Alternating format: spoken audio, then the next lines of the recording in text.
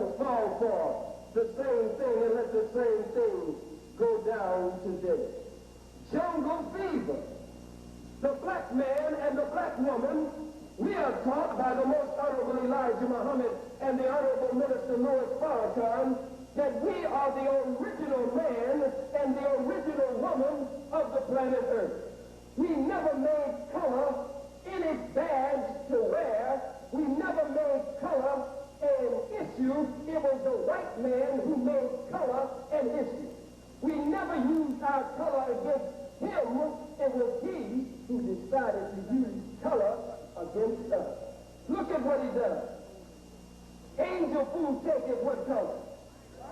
It's all right. What color is it? White. Ain't no white folks in here. You don't have to be scared. What color is angel food cake? White. What color is devil's food cake? White. They say you wear white to weddings, and what color do you wear to funerals? White. If someone is wicked or evil and they know something on you and they want to get money out of you, then what kind of male you? White.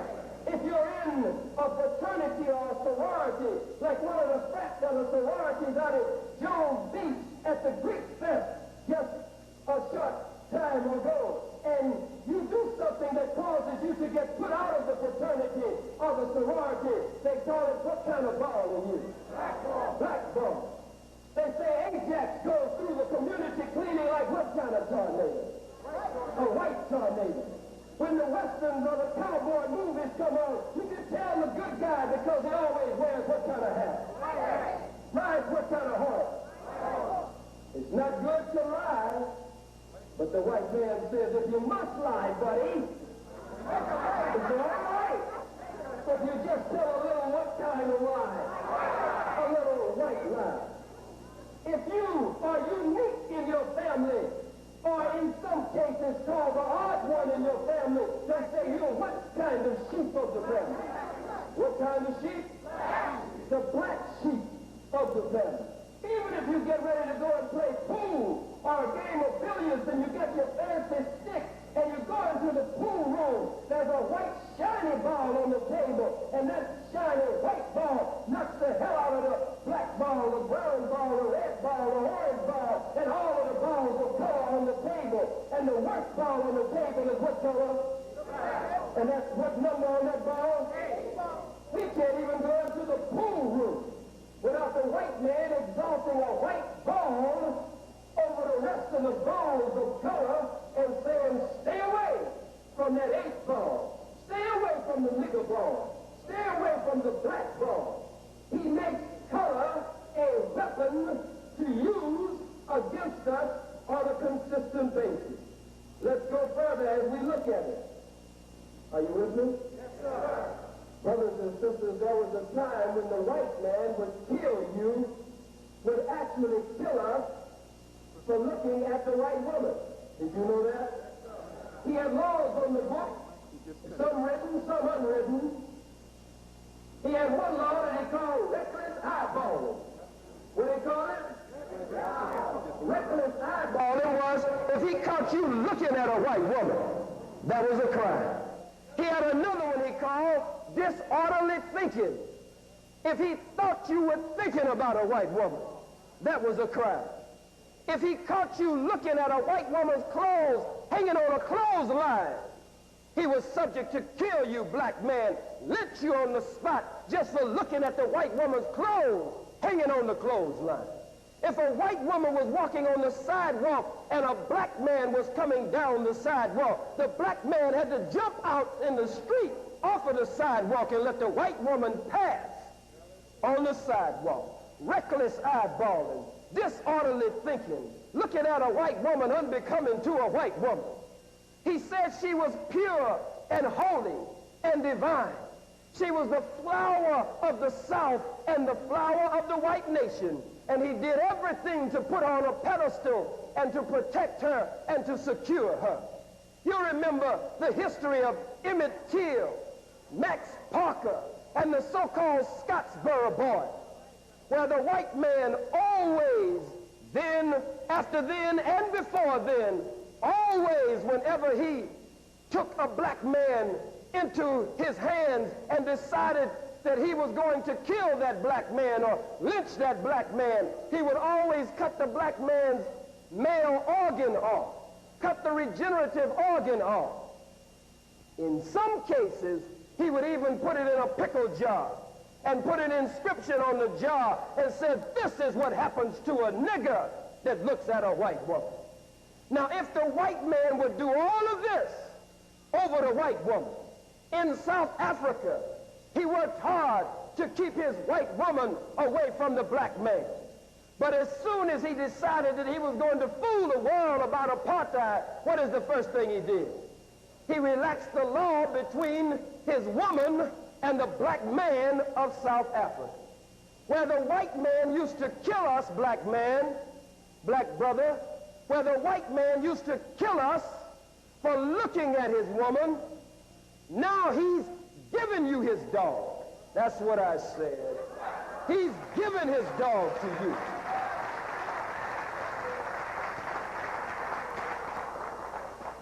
You walking around Brooklyn with jungle feet, walking around, walking your dog through the down Flatbush, walking your dog in the bush, walking your dog on Fulton, walking your dog on 125th Street, walking your dog on Malcolm X Street, walking your dog on Frederick Douglass, walking your dog all over and throughout the areas and communities where black people live. Even at the African festival, we had some handkerchief-head Negroes walking around, walking their two-legged dogs here at Boys and Girls High at the African festival. A wonderful festival, a great atmosphere representing the rising tide of blackness, black pride, and the rising tide of culture and consciousness among black people. Can you imagine a black man walking up, and some of the fools even had on kente cloth? A silly fool with a kente cloth crown on his silly, crazy nappy or his scary curl head, walking a white blonde-haired dog, two-legged dog, up and down and all around throughout the African festival. Showed you got jungle fever. He's gone white girl crazy. She's gone black boy hazy. Walking them up and down and around. You got Susie Roddenwickle, Kathy, Candy, Heather, Cindy Lou, and Angie or Angela too. How can you walk the white woman around at a festival that is dedicated to rescuing and reconstructing your history that has been taken by her people from you, and you have been robbed of a knowledge of yourself by the very people that you are parading around with?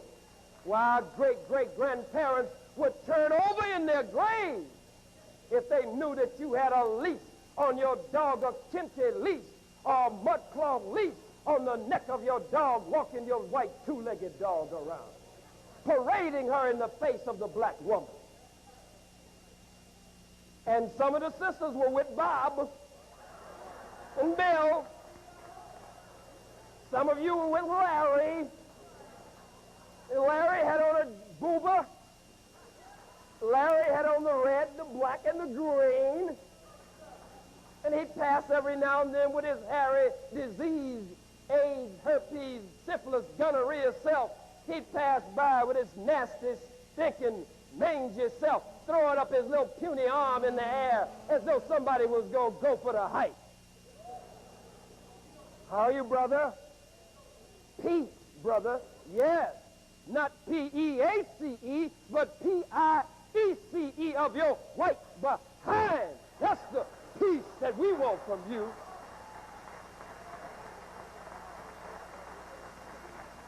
But some of you don't find anything wrong with that. You say you're just so silly. Well, it's love. Love transcends all borders and boundaries. You can't tell people who to love. Anytime you make a decision, you must ask yourself, black man and woman, whose profit? Whose loss? How will this affect my people? Not just me as an individual, How will this affect the masses of black people?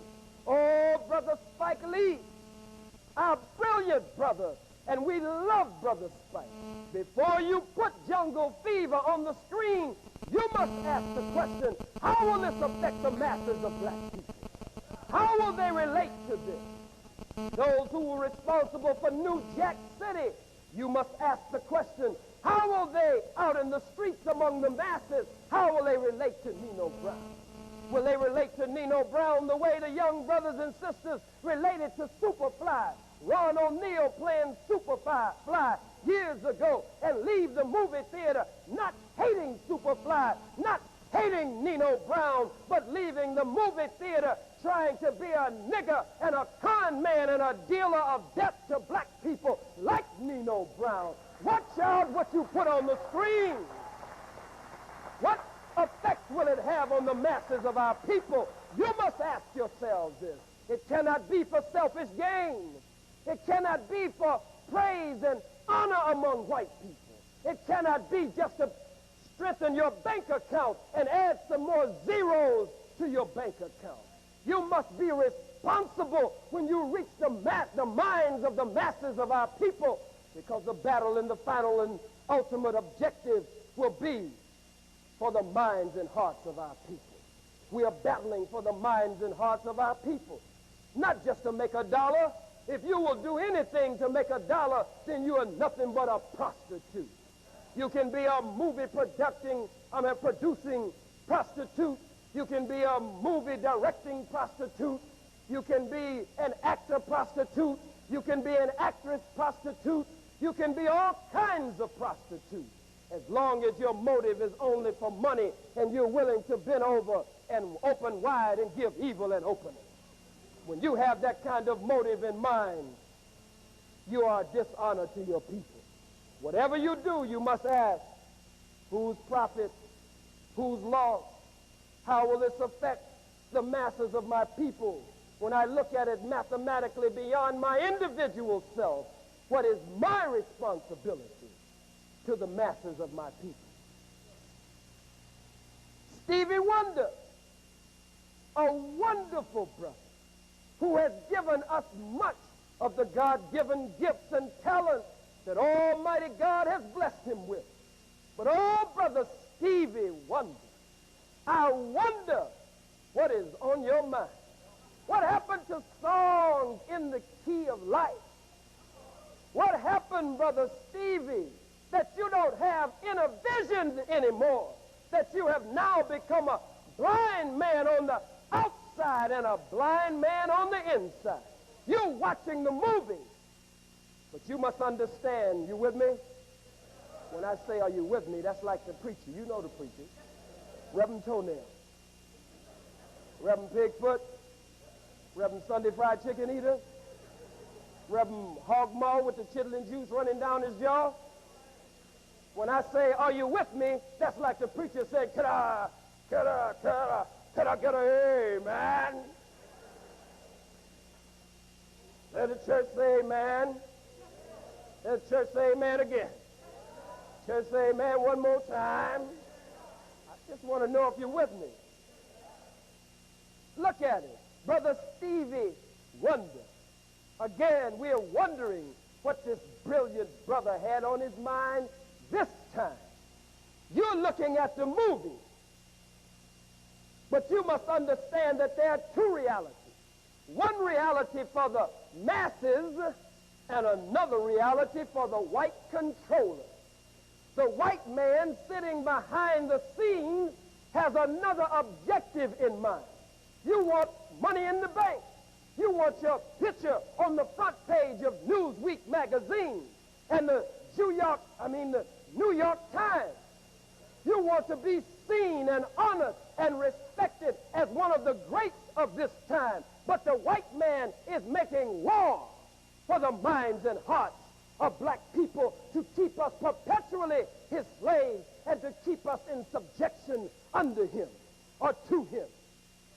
So the conscious mind picks up one thing, but what does the subconscious mind pick up? You're watching the movie. Stevie Wonder singing in the background. Let's hear Stevie for a minute. Take but a minute. I thought they already had it queued. Take just a second. Maybe Steve is thinking about it this time. We got to give the brother a chance. Let's listen to this carefully, and I've got the lyrics up here.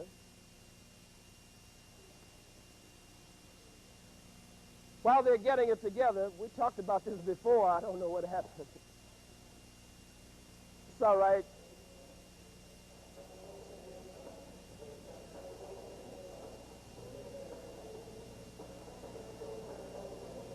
Turn it up a little bit.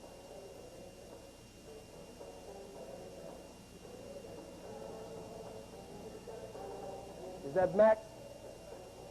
So I can't talk? Yeah, the mic is back on. Let's listen.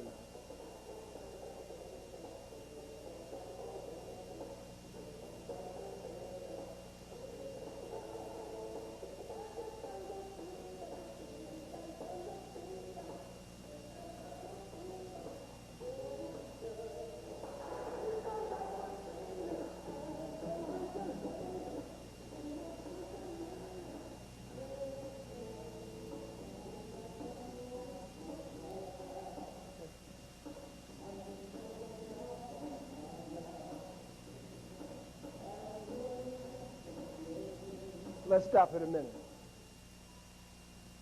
Let's look at the lyrics here. See what's going down into the subconscious mind. There's a devil by the name of Wilson Bryan Key. And Wilson Bryan Key, I said there's a devil named Wilson Bryan Key. And Wilson Bryan Key wrote a book called Subliminal Seduction. What is it called? Not going to get fancy on you. All subliminal seduction means is slick rape of the mind. Another devil by the name of Van Packard wrote a book called The Hidden Persuaders. The Hidden Persuaders and Subliminal Seduction. We even found later that there's a way to manipulate music so that you can have a sub-lyrics going on and a sub-musical message going on. While people are listening to the main track, you've got something else going on under that one, which is making suggestions to the subconscious mind. Is this a wicked devil? He is wickedly wise. We even found that he could take a movie and he could sneak in on certain frames a message subliminally that he wanted only the subconscious to pick up, but the conscious mind might miss because you're looking at the major and the overall picture. But when certain frames come up, that frame or those frames are hitting you with a picture that is making an imprint or an impression on your subconscious mind. Are you with me? While you are listening to the words, the dialogue in Jungle Fever, and at different points Stevie's music comes in, or when you pop it in on the CD in the car, or the CD at home, or the cassette in the car or at home, we're just listening to the voice of Stevie, which is one of the most beautiful voices that we've ever heard. We're listening to our man, Stevie, genius in his own time. But we are failing to understand the subliminal message under Stevie. Let's look at what he's saying here. In one of his songs, talking to the white woman, he said, gotta have you, gotta have you, gotta have you for me, gotta have you at my side. Wait a minute, Stevie. What do you mean you got to have this white woman? What do you mean you got to have this cracker? Gotta have you for me, gotta have you for me. You, white woman, you are my reality. Wait a minute, Stevie. What happened to the black woman? The white woman is your reality. You gotta have her for me, meaning yourself. He goes on to say, all are created equal. To hell with all these ignorant people. How they looking at us and staring at us. All are created equal. To hell with all these ignorant people. We got to stop that black man. Let's look a little further. We got to stop that black woman. If the black man won't stop it, you stop it.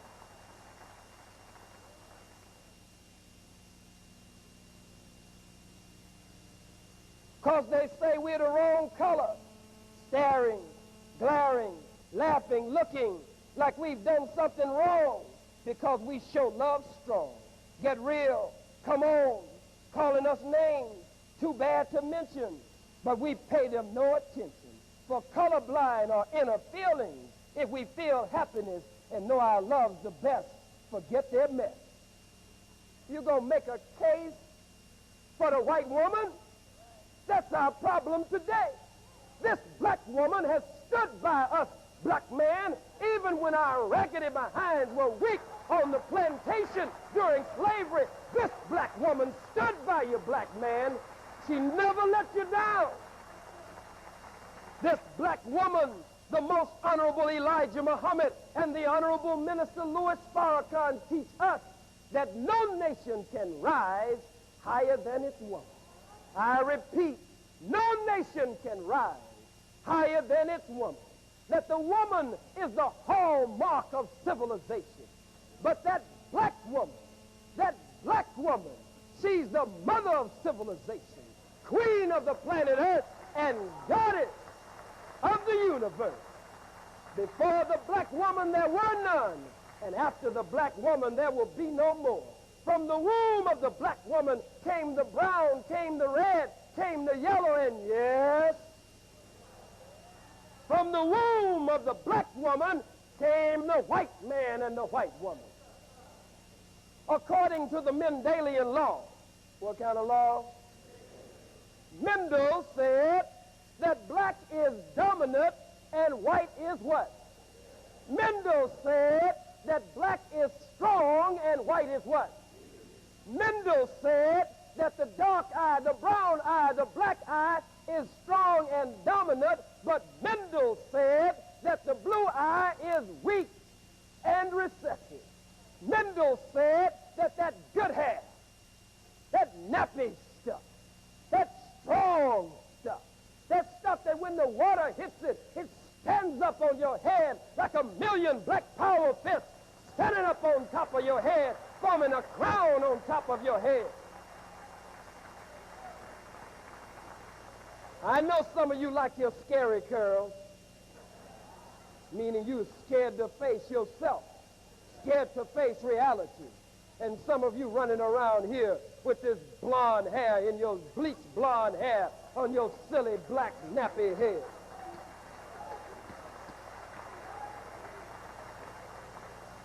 Scary curl and blonde hair on top of your silly black nappy head. And some of you have the nerve to even put in some blue-eyed contacts, which means that you have lost contact with reality and lost contact with your black self.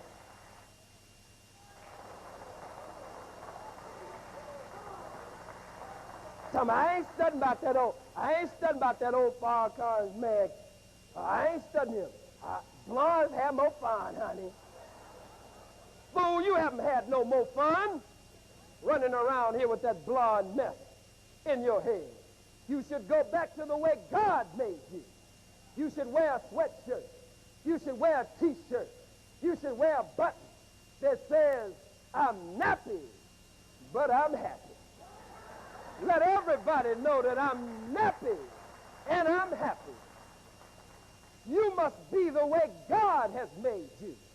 God made no mistake with you, black woman. He made no mistake with you, black man. He made you the best.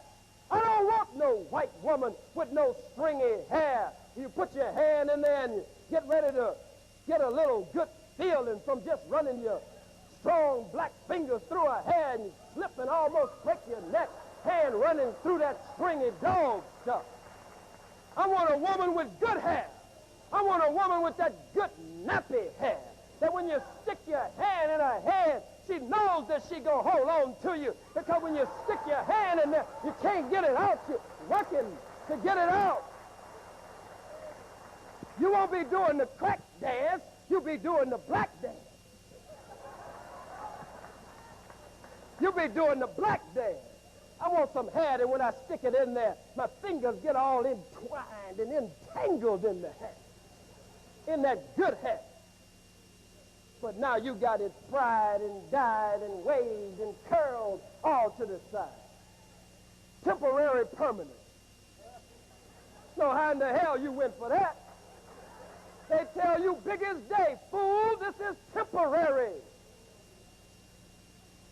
But they call it a permanent. You pay full price for something that is temporary and call it a permanent at the same time. But you just out of your mind. You just a white man's nigger in 1991, getting ready to be his nigger in 1992. You out of your mind. You got jungle fever. You go white boy crazy or white girl crazy, and they go black boy or black girl hazy. That's the people who have lost the knowledge of themselves. This black woman has always been with us, black man. Don't you let the white man tell you that the most honorable Elijah Muhammad and the honorable minister Louis Farrakhan is teaching the black woman to walk 15 steps or 10 steps behind the black man. Don't you believe it, sisters? We got some sisters that we got to run 15 steps to catch up with. They ain't not no 15 steps behind us. Say, but you want to keep us in the kitchen, cooking and barefoot and pregnant and fat all the time. That's not what the most honorable Elijah Muhammad teaches. That's not what the honorable minister Louis Farrakhan is teaching for the liberation and salvation of the black nation. You want to know what they teach, sisters? Do you want to know, sisters? Well, hell, I won't tell you if you don't want to know. Do you want to know? They teach that home is the woman's base, but not necessarily her place. What do they teach? Home, talk black to me, talk back to me. Let's do it together.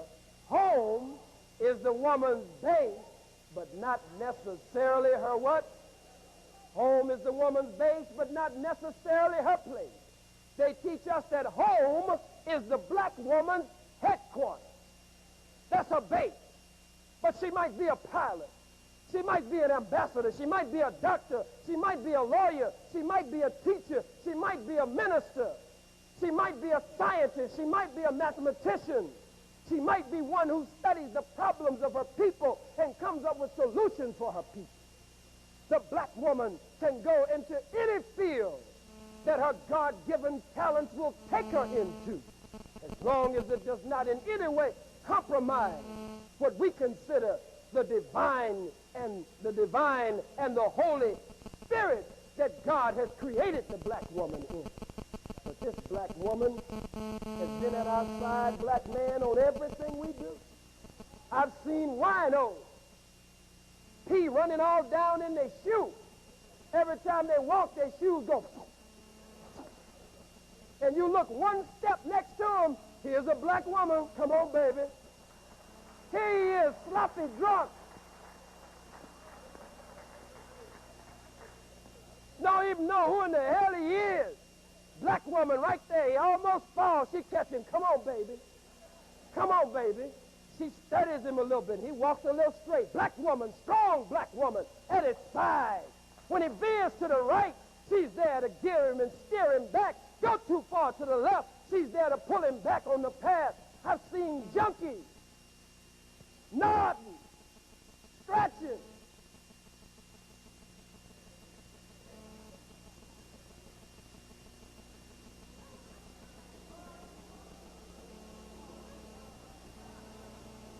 Black woman right there. Come on, baby.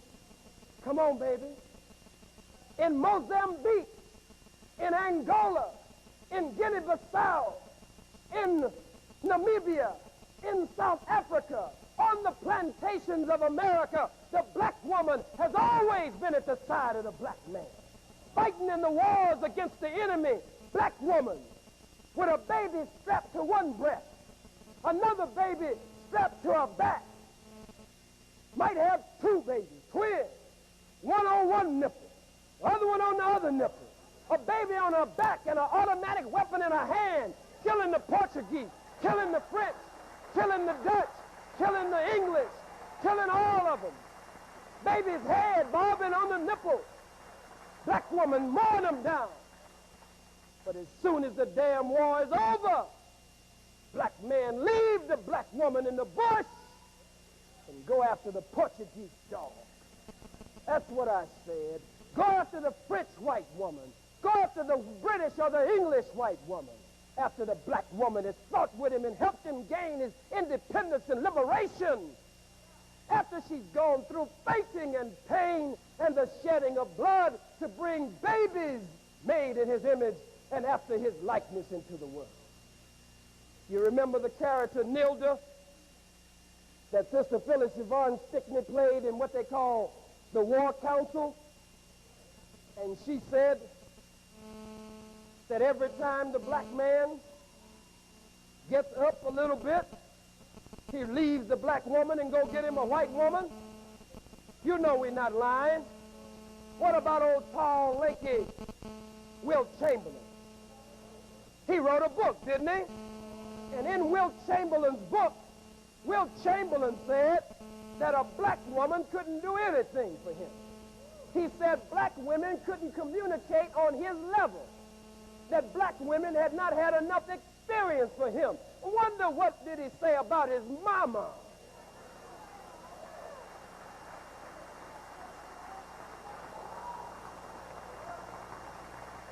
He said only white women had traveled enough to communicate with him. Only white women had enough experience in life to communicate and to sit down and conversate with Mr. Wilt Chamberlain. Big, long, lanky, long, tall, drink of water fool running after the white man's woman. Jungle fever fool. What about Arcilio Hall? You know Arcilio. A-R-S-I-L-L-Y-O.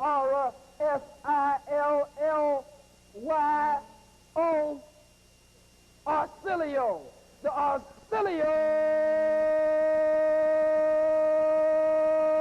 Hall Show.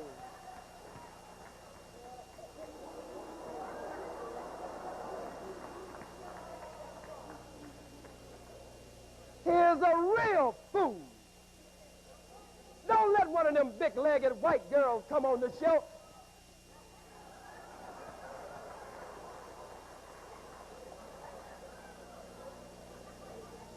Or he'll jump over and sit on her lap. Or he'll sit next to her and rub on her back. Or he'll pull her over on his lap. Or he'll start talking sex talk to her to feel her out and see if he can get with her after the show is over. I'm talking about goddamn Arcilio Hall.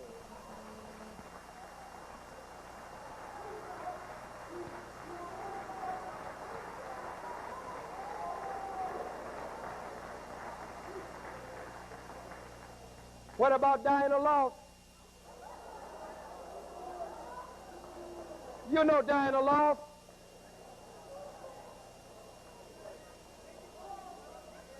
What about Disgrace Jones?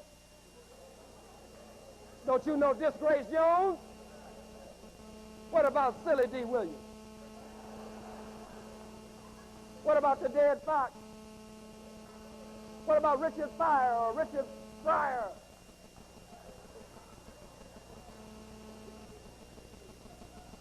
What about LeVar Burton, who played Kunta Kinte in Roots? How in the hell are you going to play Kunta Kinte in Roots and then leave the set and go out and every time I see you, you with a white woman?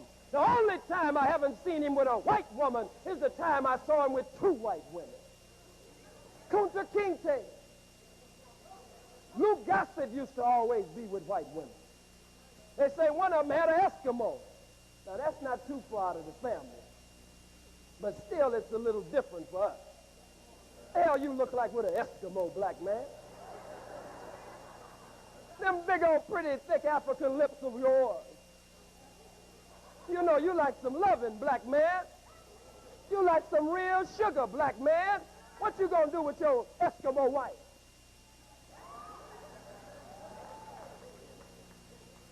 Baby, you sure give up some good nose. Come on, black man. Time to eat. You don't want an apple pie. You don't want a butternut squash pie. You don't want a cheese pie. You don't want a bean pie. You say, baby, go get me one of them Eskimo pies. What do you look like with an Eskimo, black man? You want everybody but the black woman, and now the black woman wants everybody but you. The white man systematically and psychologically tearing and ripping the black family apart, and you're going to bring me some goddamn jungle fever? Hell no for jungle fever. The black man must be with the black woman. The black woman must be with the black man. Jungle fever. I ain't taking no prisoners tonight. Spike is brilliant, but Spike needs to confer with somebody before he does these things. He can't just run out here. He's a great man in the movie-making industry. He's a great writer, but he's not the visionary of our day. He doesn't have the divine guidance of the hour. He needs advice. He needs counsel. You can't take anything away from the brilliance and the genius and the qualifications that God has given to him, but he needs more than that. Don't tell me that this is an atomic bomb and you're playing with it, Spike. Don't tell me that this is a nuclear megaton bomb and you're playing with it. Who in the hell are you to play with a nuclear megaton bomb when the lives of black people are swinging and teetering in the balance? You need guidance. You need someone to talk to. You need someone that you can sit down with other than them crackers that you talk to. Look, I love Spike.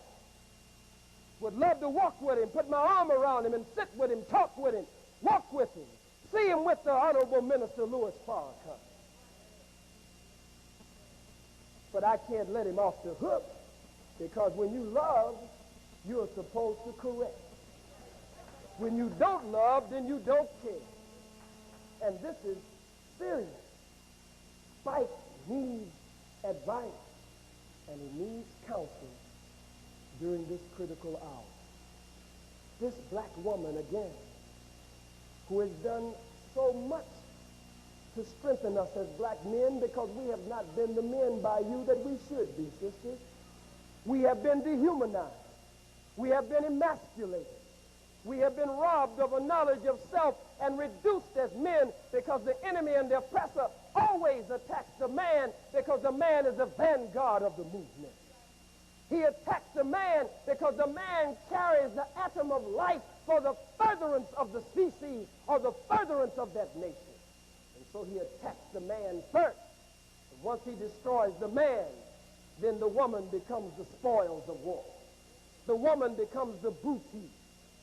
And then he works on taking her mind over so that she will teach her baby, the black man's baby, in a way that will make them loyal to him and not loyal to their own people. Look at this devil.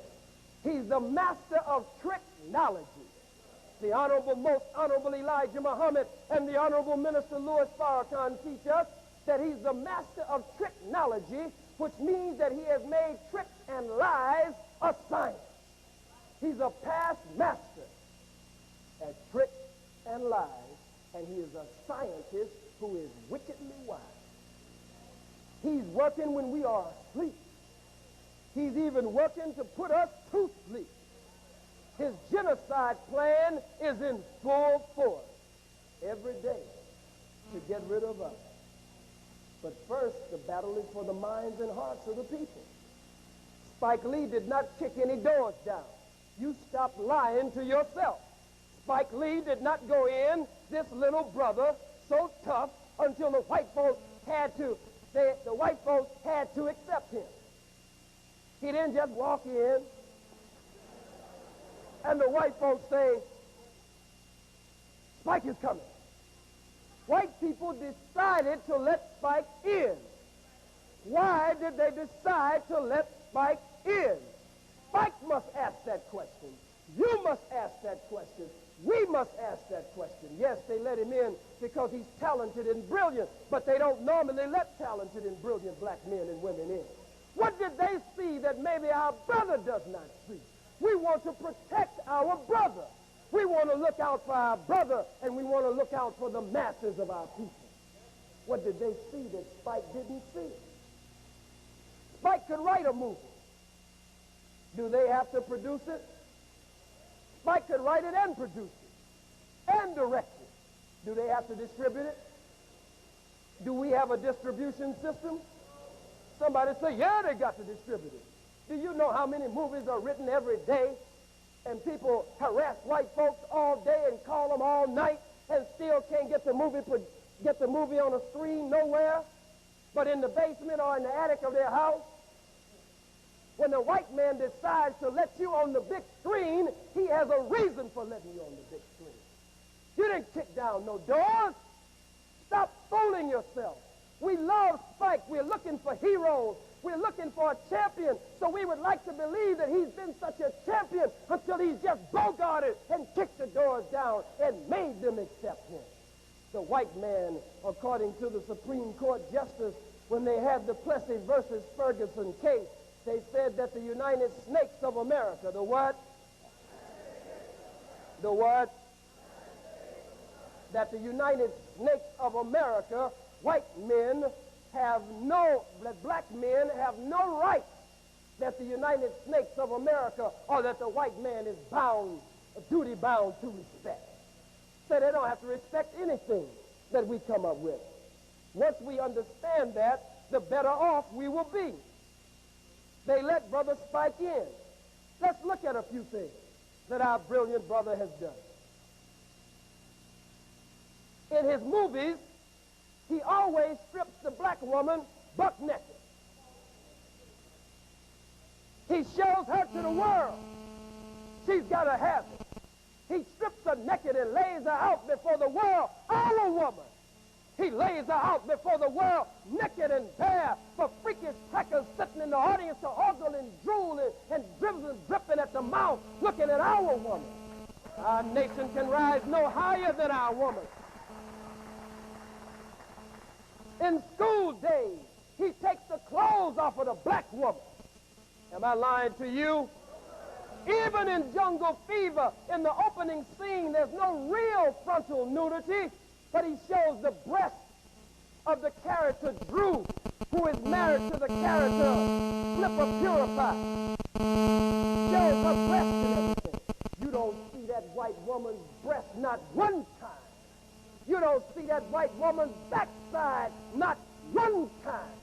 You don't see that white woman's stomach nor her cross. They show you her blouse partially open with her bra on. But when he puts a black woman on the screen, they strip the black women naked. What's the matter with you, Spike? Why were you so careful with this white woman that you didn't strip her naked? If you're so conscious and if that was supposed to be doing the right thing, I wouldn't even suggest that he put the white woman on there and strip her naked. I don't want to look at no naked, silly, skinny, ugly white woman.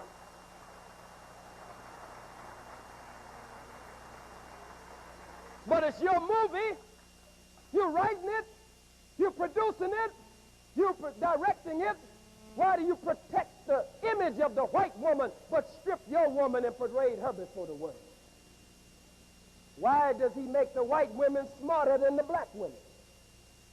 In the movie Jungle Fever, the white character Angie, short for what? Short for what? Angela. Short for what? And the root of Angela is what? Is what? Angel. Angel food cake is what color? Devil's food cake is what color? You suppose that's got anything to do with any of this stuff that we're dealing with here? You got to be careful when you're dealing with a nuclear megaton bomb. You got to be careful when you're dealing with an atomic bomb, when you're dealing with the liberation of your people. and when their freedom is swinging in the balance. Look at it. The black woman, at the end of the movie, I'll move her back and forth. At the end of the movie, allows her husband, flip her, back into the home, takes him back into the bedroom. They make love. She cries in pain, and it's understandable. But when she finishes making love to her husband, she puts him out of the house. She wants him to leave. Makes it look like the black woman, and I was listening to Dr. Khalid on some of these points also. We were together this weekend. Makes it look like the black woman can't resolve conflict, that the black woman can't work anything out, and that she's such a sapphire or such an itch with a bee until she takes the man back into her arms and into her bed, but she won't allow him to stay at home, even though the child is happy that mom and dad are back together again. But look how they play the white girl, the character Angie. Angie is so heavy. Angela, the white girl, is so strong until, if you'll notice, she left Flipper purified. Did she leave him, or did he leave her, or did they leave each other at the same time? Didn't he wake up one night in the middle of the night or one morning and reach over there, and was she there? She was what? As they say down south, she gone. She been gone. She was gone. He said, he raised up, and the white woman had raised up. She was gone. He looked disappointed. Wait a minute, Spike. Why didn't you give the black man some redeeming qualities? Why didn't you make the black man come to his senses and come to a sense of black pride and black consciousness that made him see his wrongs and amend his ways? Why did you leave him in the bed after he had left his wife and his baby with this cracker in the bed and leave the cracker as the one that would leave him? The white woman had more sense than him and all of them. She left him and went back to her white boyfriend, Paulie, didn't she? And Paulie didn't want her no more because she had been with that nigger man. Did you hear me? He didn't mind being with the nigger woman because that's the history of what they have done to our women, but he couldn't accept her back anymore because she had been with a nigger man. And so she went running back to him after she left the black man, Flipper Purified, who had flipped over and flip-flopped on the black nation and flip-flopped on his black wife and baby and is in much need. Even after the movie was over and the scores and the credits had run, he was still in need, and all of us are in need of being purified because the white man has flipped us over, left him. She went back, mended the fences with her family, didn't she? Her father received her back. Her white boyfriend who rejected her got beat up. Whose door did he knock on? Black woman's door. Did the black woman let him in? Did the black woman welcome him in? Did the black woman close the door and lock the door behind her? Did we ever see him come out? How long did he stay? Did he stop just in the living room? Did he go to the bathroom? I wonder, did he make it to get something out of the refrigerator in the kitchen? No. Did he get to the bedroom? Why, if you are the writer, the producer, and the director, why did you leave the black woman in that shape? Why did you make that beautiful black woman say to that white man when he hit on her, I don't know. I'll have to think about it. I don't know. I never looked at you that way, Paulie. I'll have to think about it. Why did you let the movie end? And we don't know. We didn't see her in a 15-second segment, nor a 20-second segment. Say to the white boy, I'm sorry, Paulie. I just don't take this route. I can't go down that road or that street. I know it's a dead end, Paulie. I just can't go that way. I think you're all right for getting my newspaper from. You're a nice paper boy, Paulie. The candy in your store is nice, Paulie, but I can't go this route. Just take a few seconds and leave the sister's image intact. But they left the sister behind closed doors with the white man, and we don't know what happened behind them doors. We know he had already said he liked her, and we know that every morning that she came in, she made eyes at him. And some of you have become that way after having been robbed of a knowledge of yourself. Just why you hated Shahrazad Ali for pulling the cover off of you. Because some of you, not all of you, but many of you, go off in these white folks' tall ivory towered plantations and let them pinch on you, feel on you, tell you nasty jokes and proposition you. Or you want a movie position, so you'll flip-flop with them in order to be seen on the big screen. No principle at all. What's your price? What kind of prostitute are we?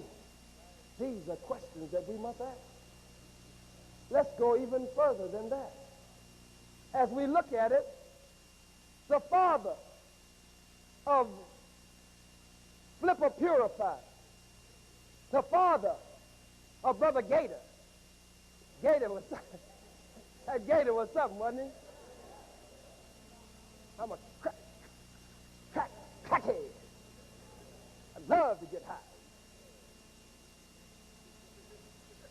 Let me dance for you, mama.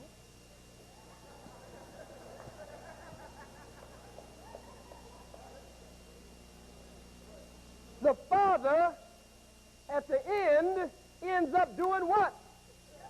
Killing his son the way Marvin Gaye's father killed him. Oh, Brother Ozzie Davis, magnificent and brilliant actor. Sister Ruby, magnificent and brilliant also. If you got a gun and you're so fed up with the life of your son and you say he shouldn't live anymore, why can't you use that same gun to sentence the cracker to death who put your son in that condition?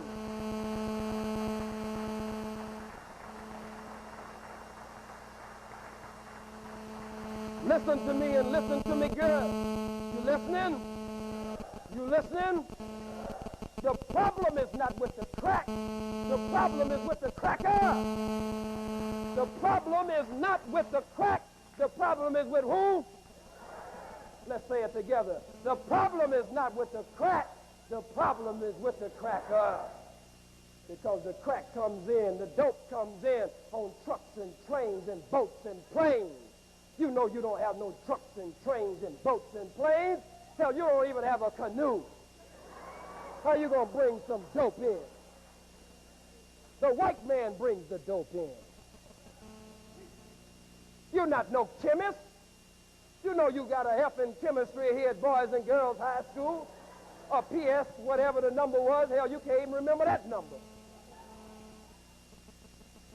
Every time you try to make up something, you blow up the whole house or the whole damn block. The white man is the king. He's the big drug dealer. You're dealing drugs and dealing death to your people for a few diamond rings and flashy things. Pink Cadillac with the diamond in the back, leaning to the side with a gangster lean. Sissy.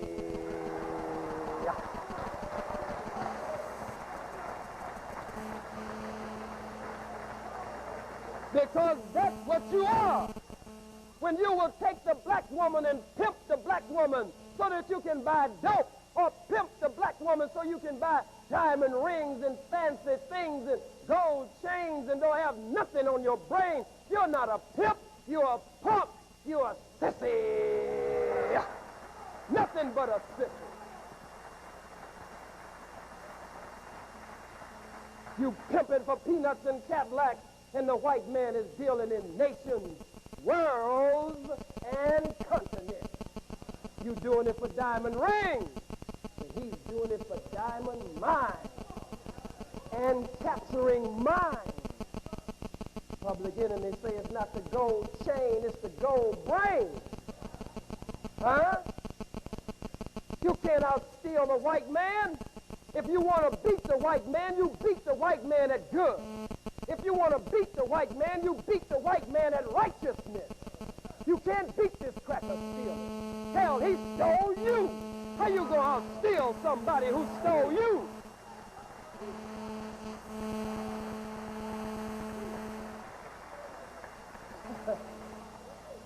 You go out and steal somebody who stole you. Does that make sense? You got to apply the meiotic balance here. Truth, justice, righteousness, harmony, balance, order, and reciprocity. This is rooted in your nature, black woman. Rooted in your nature, black man. Let's go back. Cover a few more points with the fever. Because the fever is serious. Let's look at it. And plus, we're going to touch on Malcolm X for a minute. Because we know that our brother is getting ready to do Malcolm X. He's got to have some guidance before doing Malcolm X. He could set our people back 3 decades. He could set our people back 30 years, 40 years if it's not done right. Are you going to vilify the most honorable Elijah Muhammad on the screen?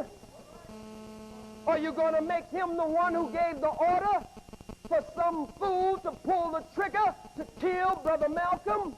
Is that the way you're going to show the honorable Elijah Muhammad on the screen? I got to ask that question.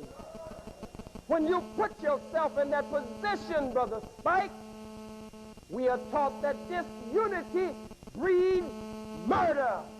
And when you put yourself in that position, this slick enemy devil, we love you.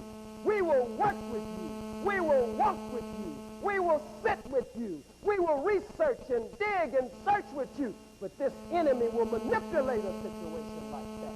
And the enemy could kill Brother Spike Lee and then try to lay his murder at the door of the Nation of Islam.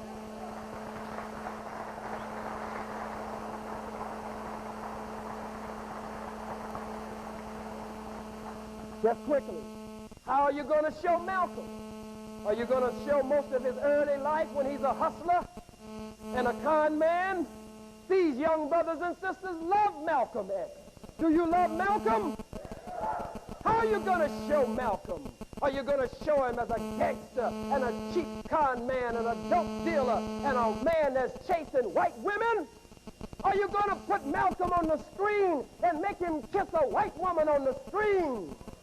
The book talks about his relationship with white women, doesn't it?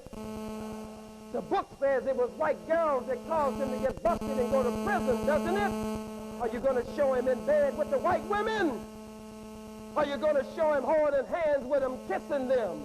Are you going to show Malcolm as a savage who had not gained a knowledge of himself, holding some white woman and grinding on her against the wall in an alley somewhere or on a barroom stool somewhere?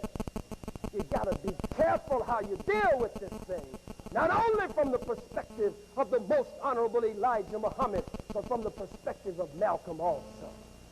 A lot of counsel, a lot of advice, a lot of searching and researching.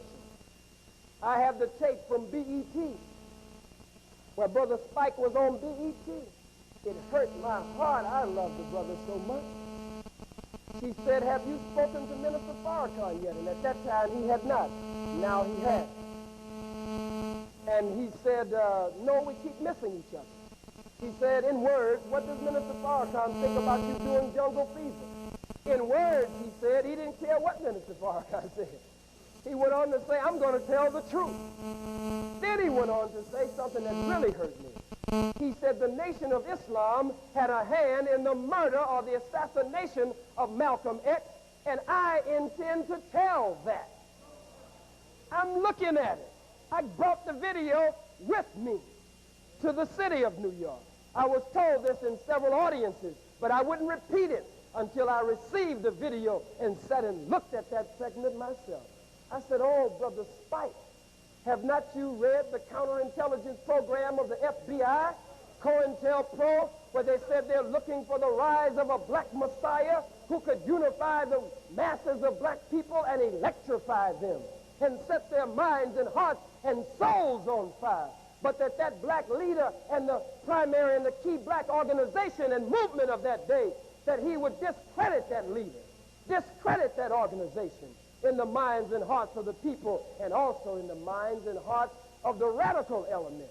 Make the nationalists hate the leader of the day. Make the Pan-Africanists and the socialists hate the leader of the day. Make the conscious Muslims of the Islamic organizations hate the leader of that day. Make the 5% nation hate the leader of that day.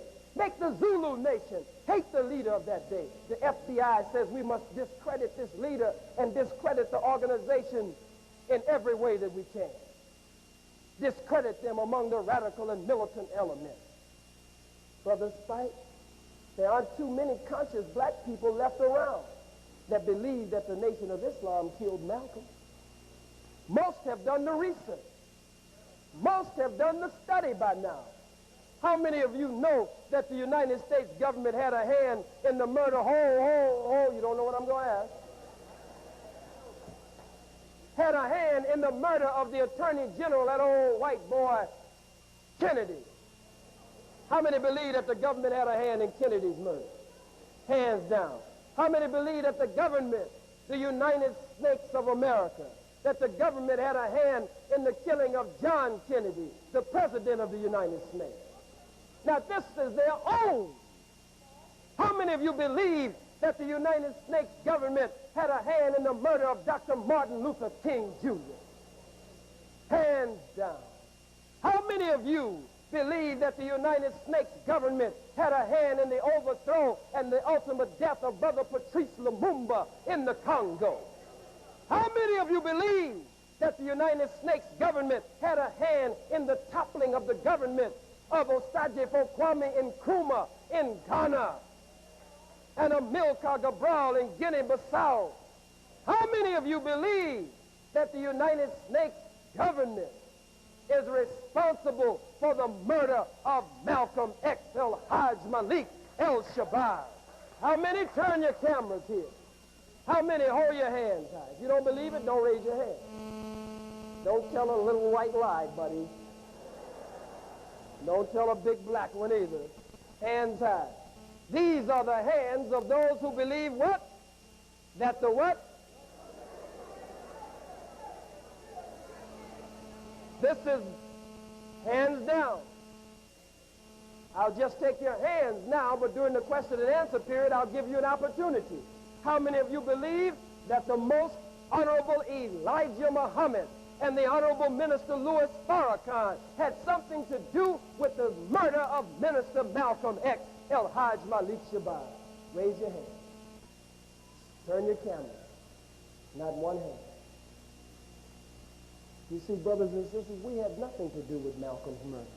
This shouldn't be put on the screen to confuse the masses of our people. We've got to get to our brother and appeal to our brother to sit with us, and let's go after the research, brother. You say you want to do the right thing. Let's do the right thing. Back to jungle fever. For this to be seen all over the world, what effect do you think this has?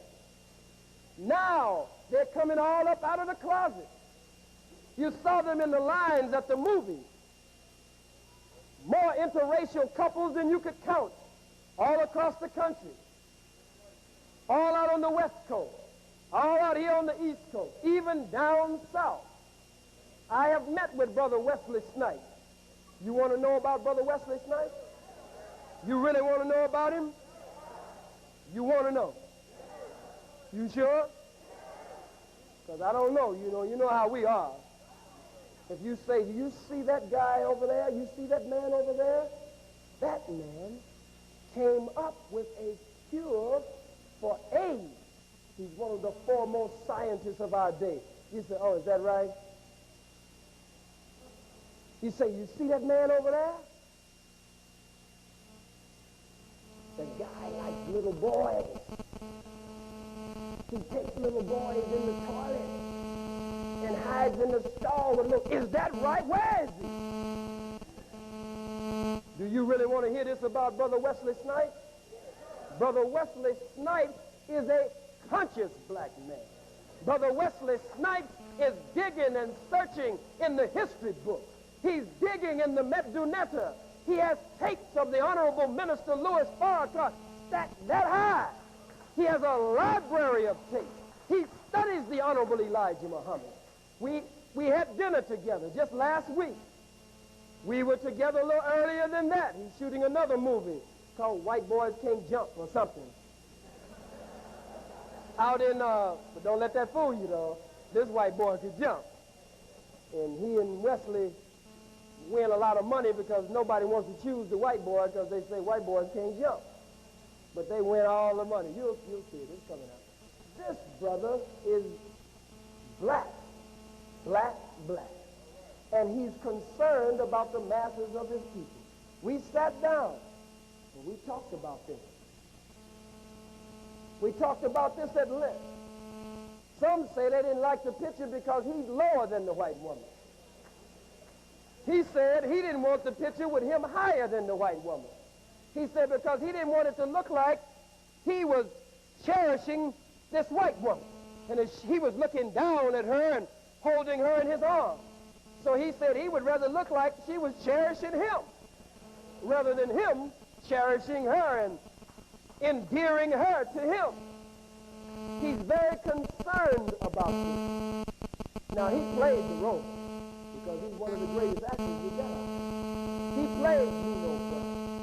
He played quite well in Most Better Blues. I mean, he's one of the rising stars of our day.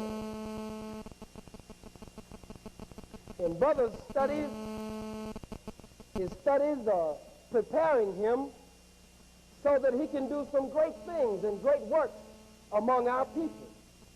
Most of you know Sister Phyllis Siobhan Stickney. Some know her by the name Folake. Some know her by her name Oshun Yeminya, Mayat, Mohammed. We know that in everything that she comes out in, she's Afrocentric. She's black. She wears them out with her blackness. It hurt me to see Spike take the black woman who is Miss Afrocentricity and give her the lead lines. Girl, we're going to have to start dating white men. Why you give those lines to Phyllis Stickney? Why not give it to one of the other sisters who other sisters are not looking to for black pride and black consciousness? Why didn't you give it to a sister who's not working to organize a black sisterhood and always working among black women? Why put those lines in her mouth? Girl, we're going to have to start dating white men. And if you'll notice in the movie, even Cyrus, Spike's character, Spike played the role of Cyrus, I think. Is that his name? What's his name? Cyrus. Even his wife didn't have anything to say good about black men, did she? She said, girl, they all dogs. I guarantee you none of them are any good. They all dogs. Well, that included Cyrus. We didn't see Cyrus do anything wrong. Even in their private conversations, we didn't hear Cyrus even really say anything that was off base, did we? But the black woman in that movie, I was glad to hear one of the sisters say, we want a true Asiatic black man, she said. Then others made references to all kinds of stuff that didn't even make no sense. You know what I'm talking about. It's the white man, as I near my conclusion so we can get to some of the questions in here tonight. It's the white man who's concerned with penis size and that kind of thing. This black woman, I tell me, I'm going to get me a true Zulu. Endowed, well endowed, so he can keep me happy. That's not what keeps you happy, black woman. It's not what's between his legs, it's what is in his head and in his heart that will keep you happy. And black man,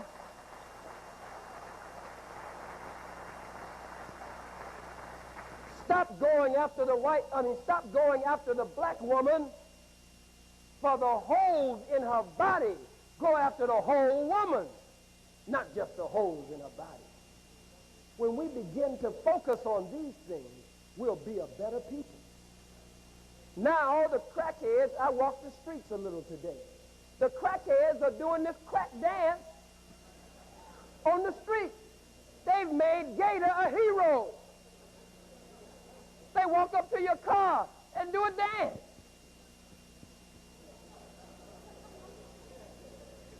That's damaging, Brother Spike. Let's change the crack dance to the black dance.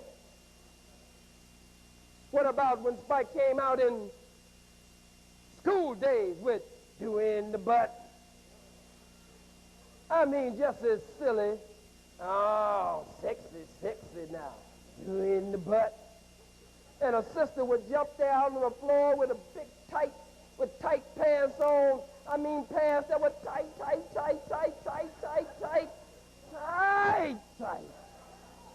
And sister jump out on the floor.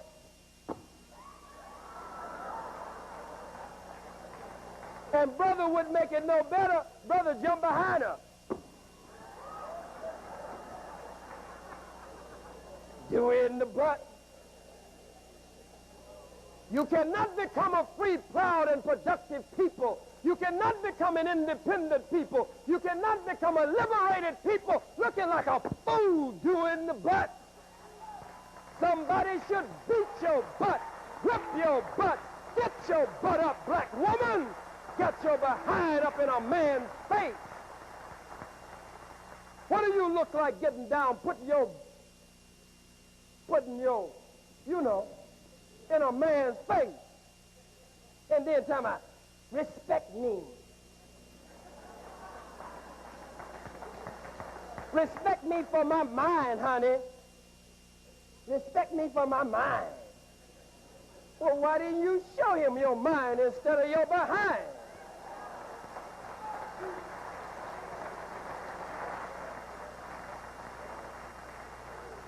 Dresses as short as my bow tie.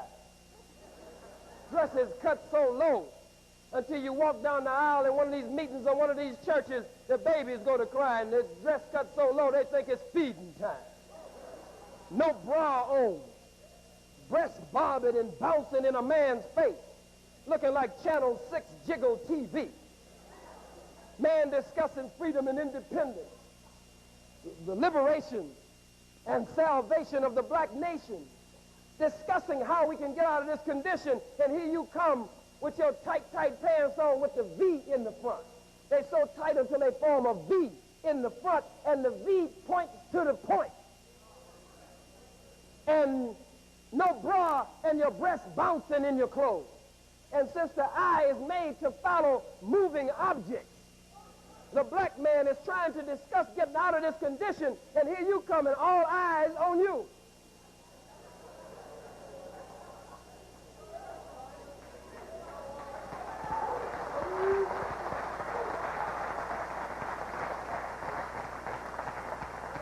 We must get the black family together and cure this jungle fever.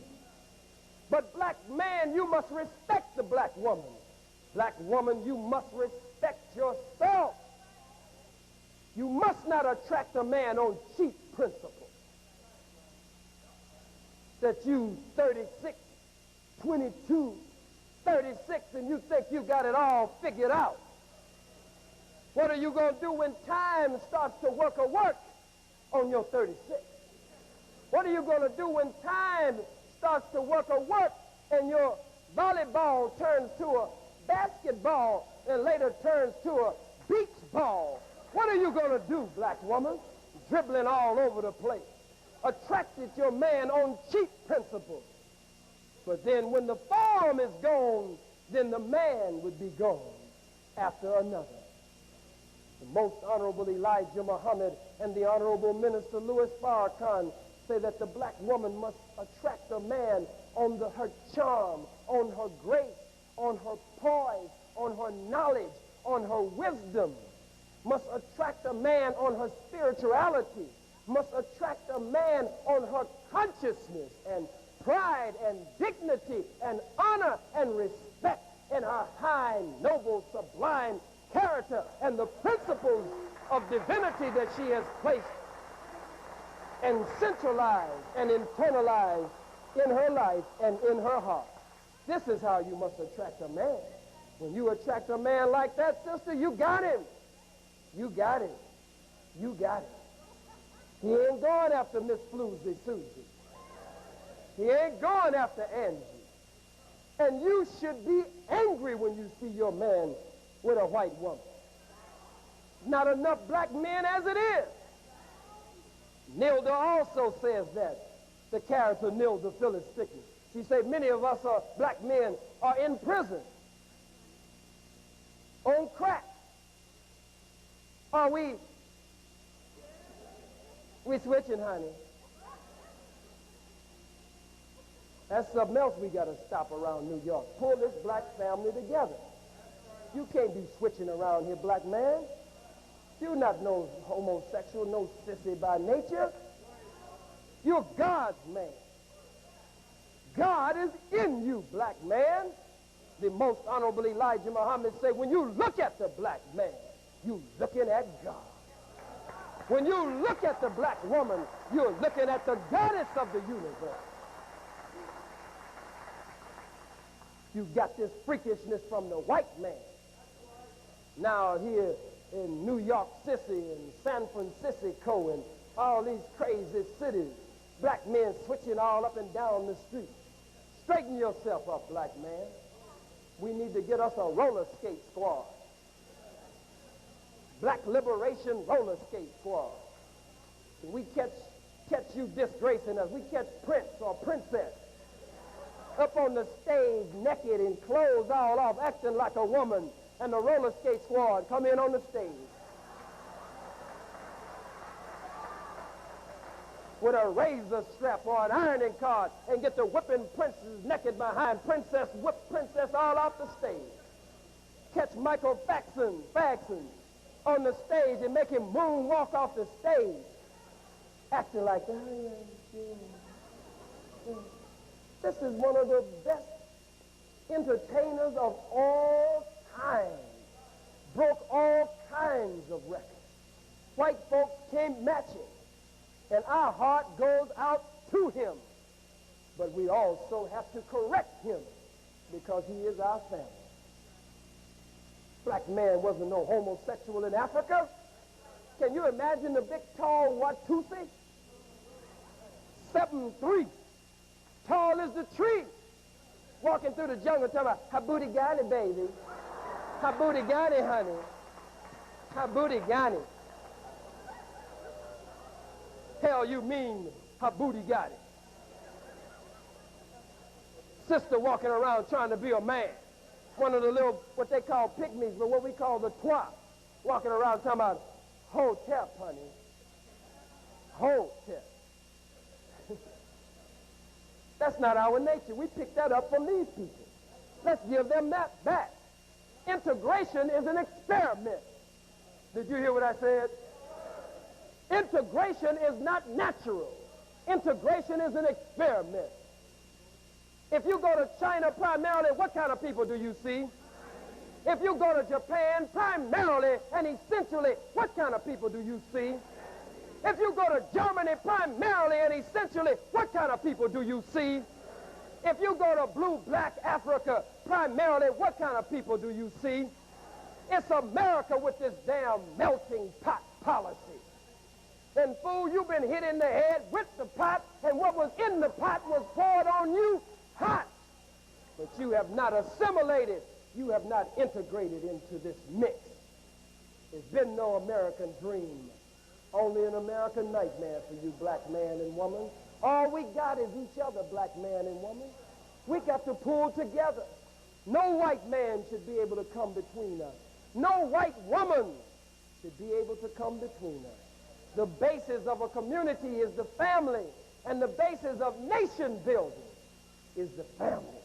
The family must be made strong, and so we can't allow jungle fever nor any other kind of fever to destroy that. Now, Spike brilliantly has people talking about this all over the country. Dialogue has been opened up. But many will miss the dialogue. They just go by what they saw on the screen. And they will go out imitating what they saw on the screen. Why do all of our movies have to show us as clowns and buffoons and drunkards and dope dealers? Why? Don't we do anything other than that? Talking about that's reality. Whose reality? And if it's reality, is that the reality that we want to actually promote? Is that the actual reality that we want to represent in a way that people will attempt to imitate it? When are we going to show some positive things on the screen that will turn our people around? But these are black exploitation movies where you exploit the weakness of the people. You exploit the ignorance of our people. You exploit the fact that our people are deaf, dumb, and blind, robbed of a knowledge of self. I'm the voice that you hear on Public Enemy. Just after Flav, you know Flav. After Flav gets through doing, she watched Channel Zero. And just before Chuck D comes on with This Is a Dope Jam, I'm the voice that you hear that says, have you forgot that when we were brought here, we were robbed of our name, robbed of our language. We lost our religion, our culture, our God. And many of us, by the way we act, we even lost our minds. And that is the condition that we are in today as a people. We have lost our minds. We have absolutely lost our minds. And the white man is using this condition so we who are writers, producers, directors, we who are actors and athletes, we cannot play into that and help the enemy to further degrade our people and walk on our people and spit on our people. A couple of more points. May I cover these points? Dr. Francis Cress Welsing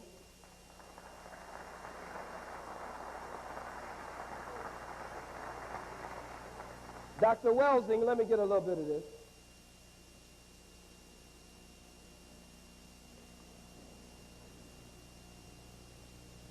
In her book, The ISIS Papers, the keys to the what? The keys to the what? The ISIS Papers, the keys to the colors. And in her quest theory dealing with white supremacy, she tells us something that drew Cyrus's wife in the movie Jungle Fever, a little science and a little light that she dropped out. She told him when he came to visit her at Bloomingdale, prestigious Bloomingdale, and as he was walking into Bloomingdale, integrated couples were walking through Bloomingdale. One integrated couple strolls by. Another integrated couple strolls by. What is this doing to the subconscious mind? How is this programming the subconscious mind? She says to him in her office as a buyer for Bloomingdale's department store, she says, white people, in words, hate black people because they can't be black people.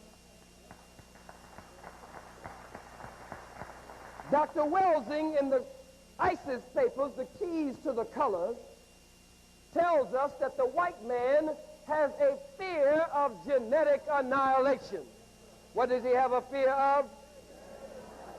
Say it one more time. One more time. Genetic annihilation. The white man has a fear of genetic annihilation. Public Enemy put it this way, that it is a fear of a what? Of a what? Of a what? Fear of a black planet. Because they know that black is dominant and white is recessive. They know that black is strong and white is weak. And everywhere the white man went and impregnated the women of the brown, red, and yellow peoples of the earth and the black people of the earth, whenever he made it back to that spot, the baby was the color of the parent that he had left behind. Brown, red, yellow, or black.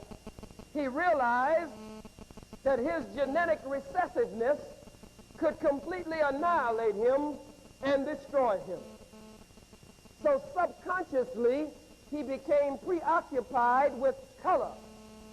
Preoccupied with color and preoccupied with his inferiorization. Subconscious inferiorization. Drew's lines were perfect lines that Brother Spike put into her mouth. Look at it. Dr. Welsing says that the games that people play, sport games, tell you something about what those people are thinking about. You with me? Church say amen. Church say amen again. Church say amen one more time. All right, yeah. See where you are. That's another thing we see all throughout Jungle Fever. Everybody had on a cross. White Jesus on the wall. Should have turned and shot the picture.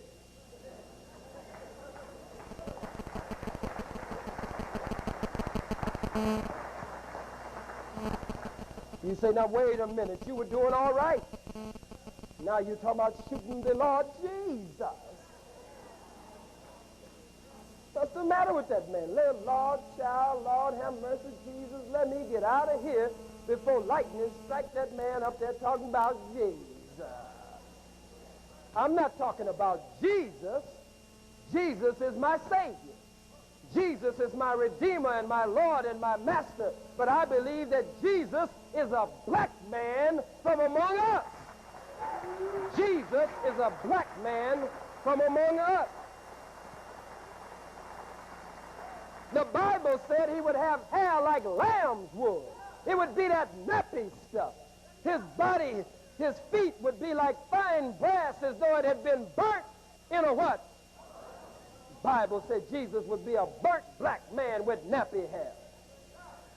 Then where did you get this blue-eyed, pale-skinned, buttermilk complexion, white peckerwood with the blonde hair that you got hanging up on your wall? Take that cracker off of your wall. That's not Jesus. Take that peckerwood off of your wall.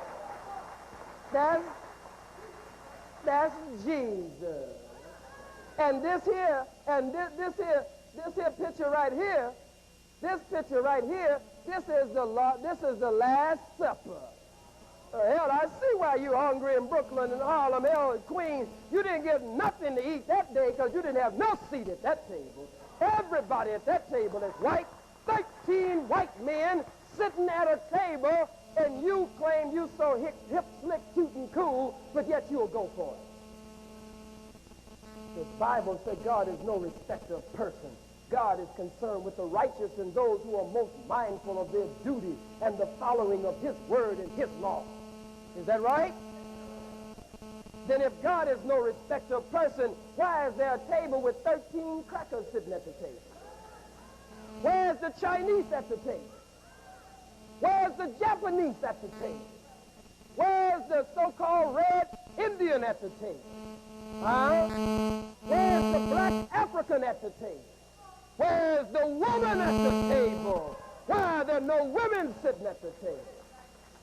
If you were at the Last Supper, you must have been cooking. You must have been going to bust the table when they got through eating. You weren't in there to eat. Take them 13 crackers off your wall.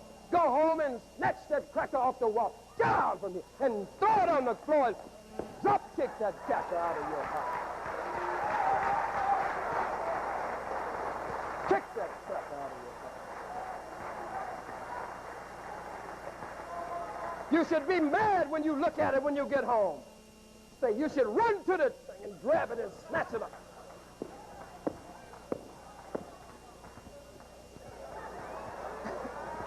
Do the blackhead dance, not the crackhead dance.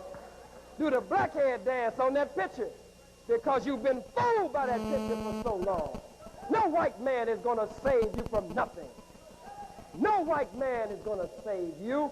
No white man with a white robe and some chicken wings going to come flying down out of the sky. And even if he did, hell, you wouldn't wait around for nothing. And you're not going to grow no wings on your black rusty back and go flying up in the sky. Heaven is not in the sky, fool. Did you hear what I said? If I say something that offends you, just say, he ain't talking about me. Talking about the other fella. Heaven is not in the sky. Hell is not under the ground.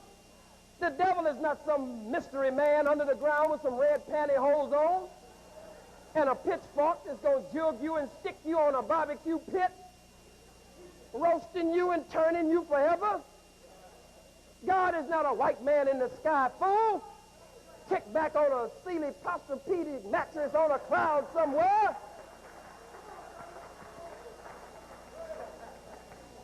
Some of you can't wait to die. I can. The Pope of Rome could. They shot the Pope. He's supposed to be the right hand of God. He's supposed to be admitted into paradise instantly. They shot the Pope, and the paramedics and everybody came. The Pope was supposed to say, he's supposed to say, get away from me. Nobody touch me. I don't want that oxygen tank. I don't want you to stop the internal bleeding. I don't want you to take these bullets out of me. I'm going to heaven. I'm on my way to glory. They got the best doctors they can find for this no-good cracker. Because this cracker know that everybody talking about heaven ain't going there. Heaven, heaven. Everybody talking about heaven ain't going there. Heaven. So that cracker knew he wasn't going nowhere but in a box in the ground. No heaven in the sky. Heaven is called the hereafter. What does here mean? Here means in this place. What does here mean? Heaven is called the what? Talk black to me. What is it called? The what? Don't be afraid to shatter the old white theology from the slave church that you've been going to the slave masjid that you've been going to. Some of you go to a slave church, a slave cathedral, a slave mosque, and a slave masjid where you bow down to white people and make your prayers and your salat. And you look up to white people for the interpretation and exegesis and translation of Bible and Quran. To hell with the cracker scholars of the world. God has raised up a fountain of wisdom in our midst, and that man is the most honorable Elijah Mohammed, and the extension of his work is the honorable Minister Louis Farrakhan. I wouldn't follow the Pope nowhere. Follow him and snatch that robe up and see what his cracker is hiding under there.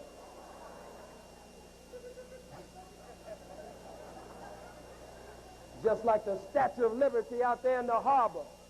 Nothing but the whore in the harbor. Some of you ate more barbecue and drank more soda pop or whatever. American flags all on your car and yellow ribbons and stuff. Just as silly as you can be. Lord, child, Lord have mercy, Jesus, Lord have mercy. It's the 4th of July. Lord have mercy, it's Independence Day. Oh, you're not independent. You don't own a pot nor a window. You don't own a brick, a stick, nor a blade of grass. You don't own a rock, a rail, a spike, a spoke, nor a huff or a puff of smoke. You don't own nothing. If the white man didn't make toilet paper, you'd be running through Brooklyn with cement, brown cement holding your cheeks together, running through Brooklyn.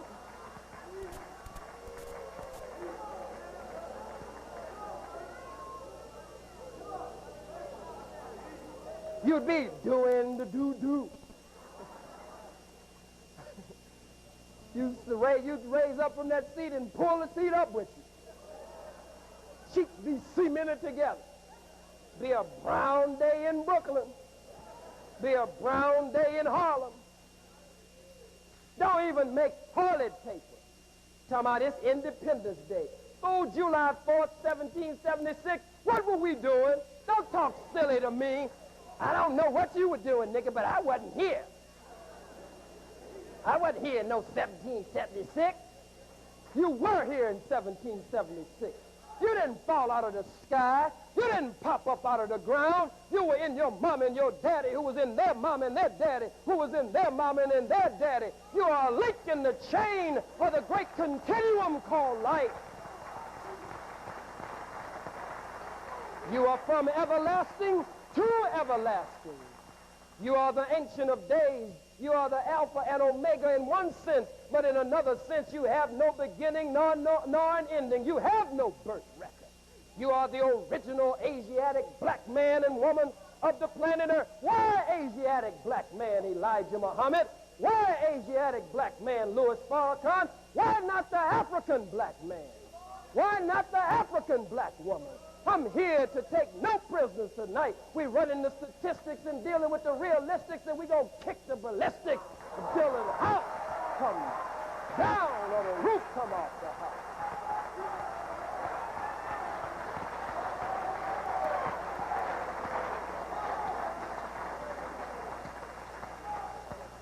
I'll get back to heaven and hell in a minute. But hell, we got to look at this thing. We got to figure a way to get the hell out of hell. Don't you want to get the hell out of hell? Sure you do. Look at it. And look at it for what it's really worth. Weighing it. Heaven and hell. But also looking at the fact that, well, let's pin that before we lose it. The other point, dealing with your holidays and dealing with all of that, let's pin that too. We got enough time to cover it all. But I don't want to lose the point. I'm looking in some of these faces on heaven and hell. What's our other point after heaven and hell? What was it? That's it. It was the Asiatic black man. You hold that, and black woman, right? Instead of what?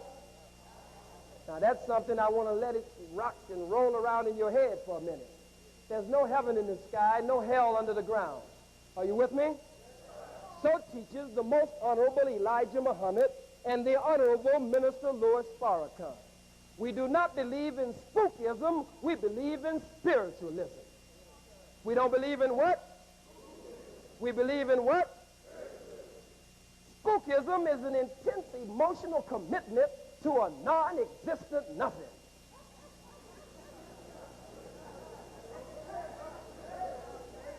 Should I run that by you again?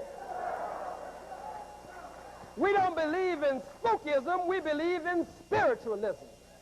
Spookism is an intense emotional commitment to a non-existent nothing. Shazam! Abracadabra. And you still never get out of the condition that you're in. Praying to a mystery God. Sitting at home waiting for the mystery God to bring you food, clothing, and shelter. Looking up in the sky thinking that heaven is going to come out of the sky. And too scared to dig a hole too deep, scared you're going to run into the devil. White man got you looking up in the sky. He's down in what he told you was hell, digging up diamonds and gold and silver and making a world for himself, nations for himself, independent nations and institutions for himself in what he told us was hell. Is that right? Heaven is not in the sky. Hell is not under the ground. The planet Earth, is it all right? Everybody stand up for just 1 minute. Just 1 minute.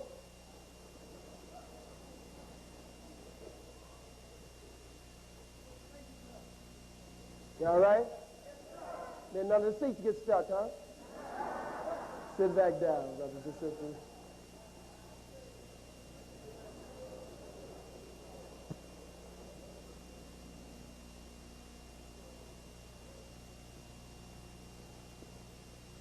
The most honorable Elijah Muhammad and the honorable minister Louis Farrakhan,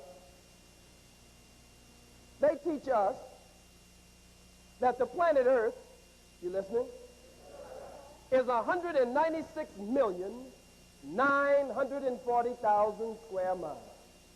That is 57,255,000 square miles of land coming up out of 139,685,000 square miles of water on a planet that weighs 6 sextillion tons, that spins and moves and rotates on its own axis every 23 hours, 56 minutes and 46 seconds at the terrific speed of 1,037 1/3 miles per hour as it makes its way around the sun every 365 1/4 days.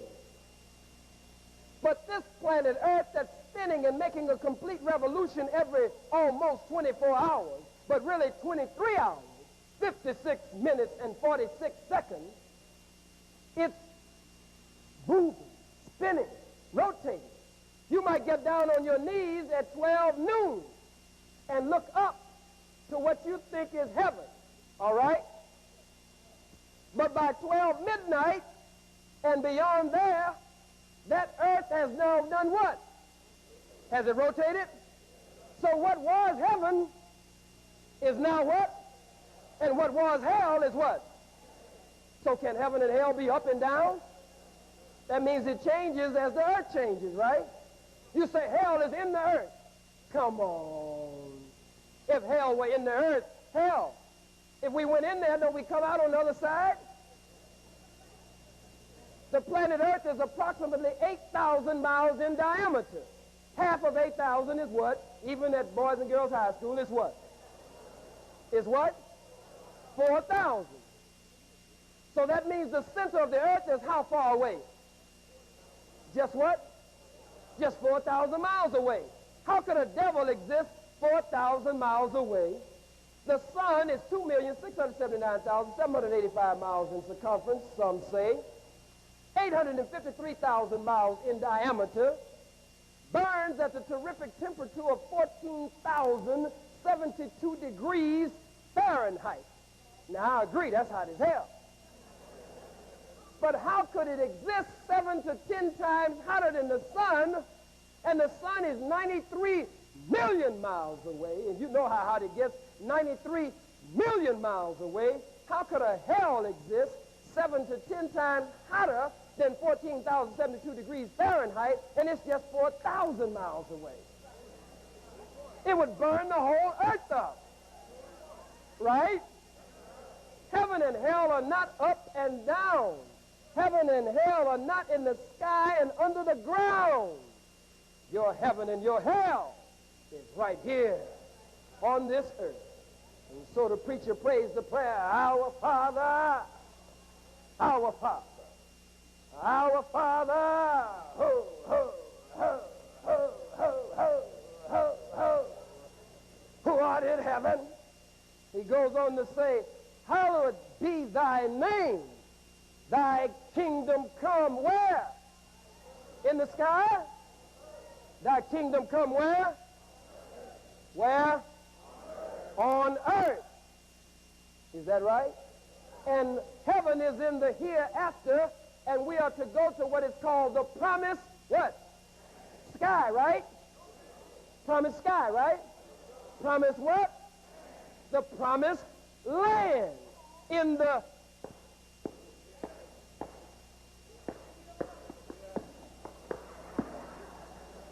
I'm going to leave that Greek stuff alone. You don't know what step that was.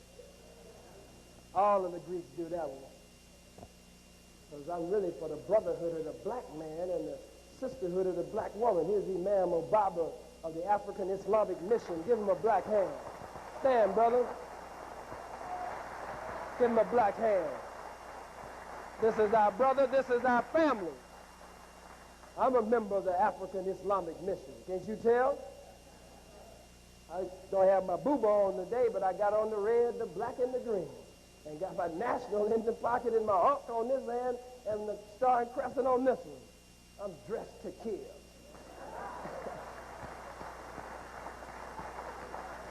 This is a part of my wardrobe. My what? This is part of my wardrobe. I'll tell you about the camouflage uniform, why the Muslims sometimes wear the suit, the tie, the bow tie, the white shirt. You think we're trying to be white boys, but we wear, this is part of our what? Our wardrobe. Separate war from drove, and you'll get the drift. We'll talk about it a little more later. We got other things in our wardrobe.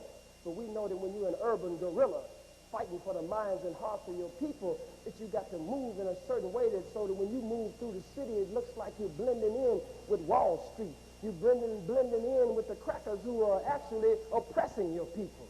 You're wearing the uniform of the enemy. It's a wise strategician. It's a wise soldier who understands logistics and tactics enough to put on the enemy's uniform and then sneak and move in behind enemy lines.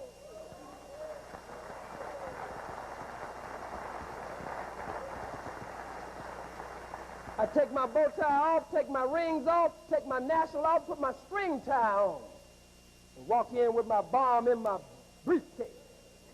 And I look like good fellow Willie nigga. Look like who? Good fellow Willie nigga. I put on my Colgate smile, and I walk right in. They say, there comes one of our boys there. I say, good morning, sir. Morning, sir. Morning. Morning, ma'am. They say, how you doing, Willie? I catch the elevator with him. My bomb is ticking.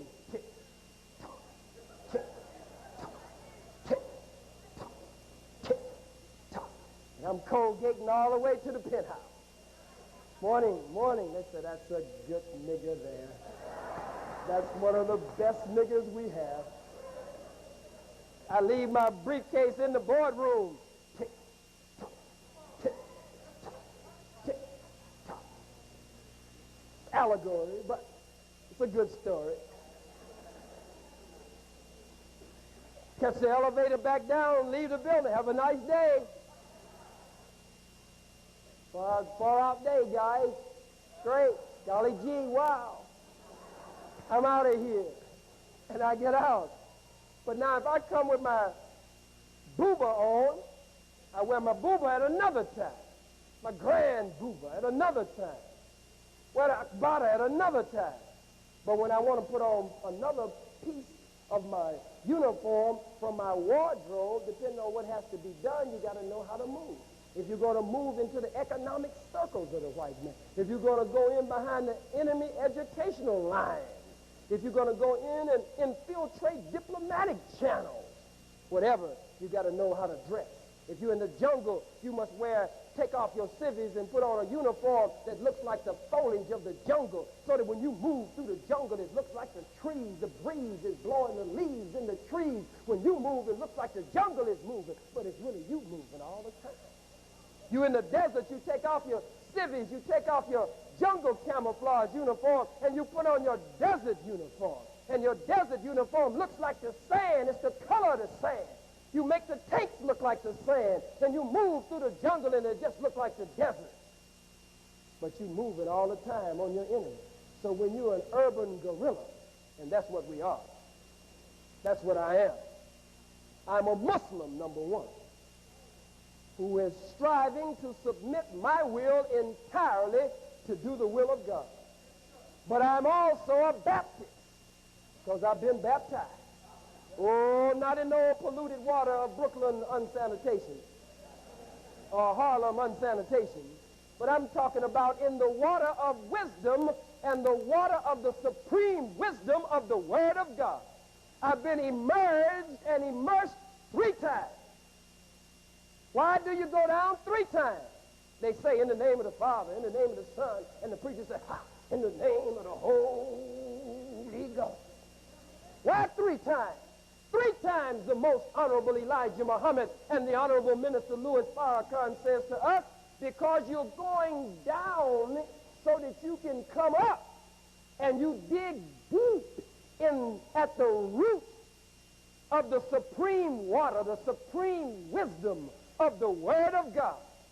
And it touches you 3 times on the spiritual plane, on the mental plane, and on the physical plane. That's why they say you go down 3 times. You understand?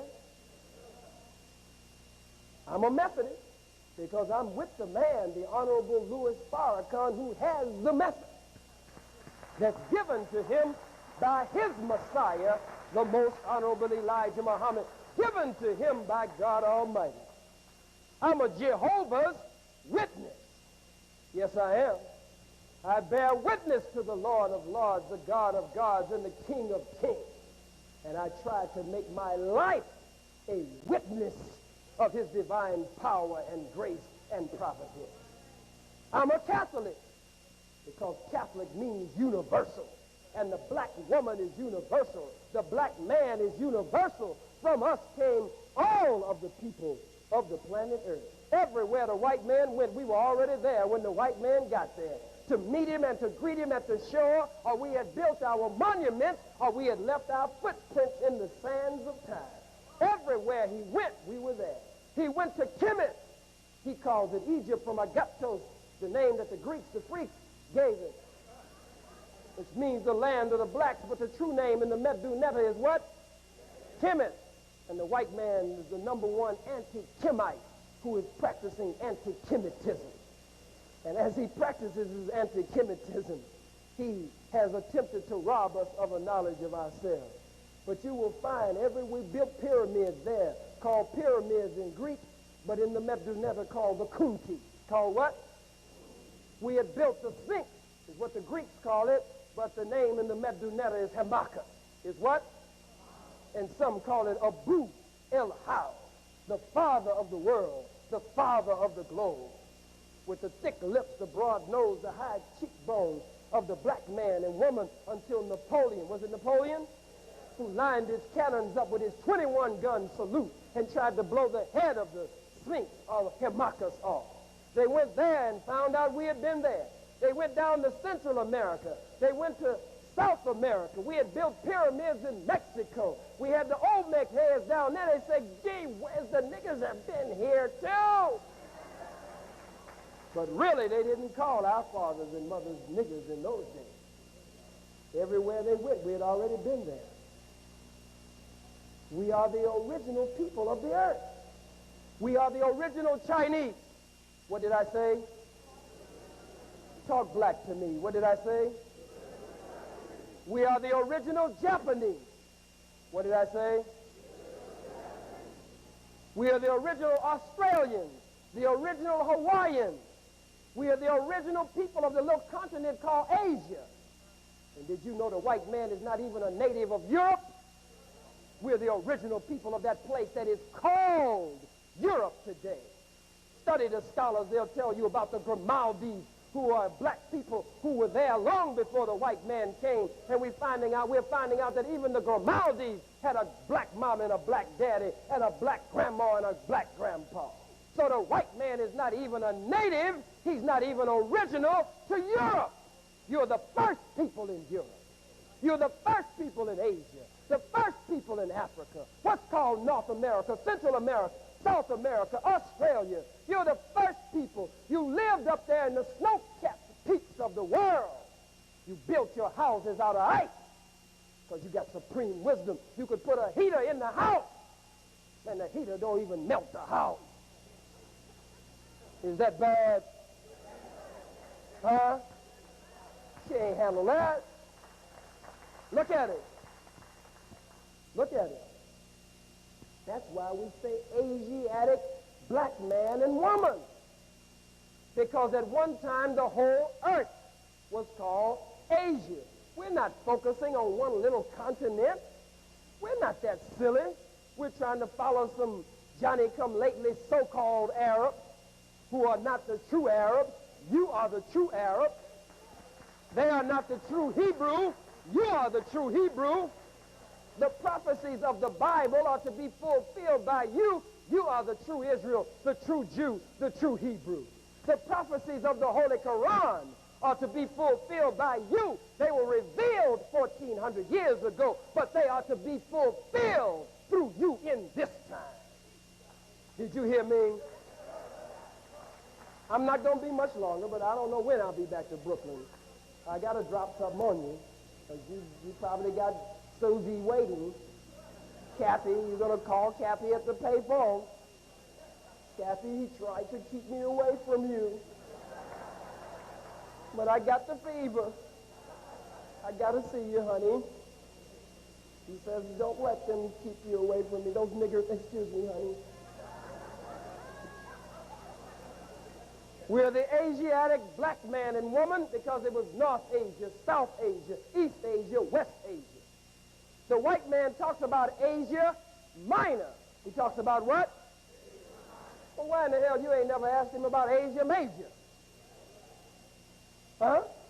Is that a logical question? The whole earth was called Asia. So when the most honorable Elijah Muhammad and the honorable Louis Farrakhan say you are the Asiatic black woman, the Asiatic black man, we're not talking about a little continent. We're talking about the whole globe. That's what the character in Spike Lee's movie Jungle Fever was talking about when she said a true Asiatic black man. He's talking about that original man.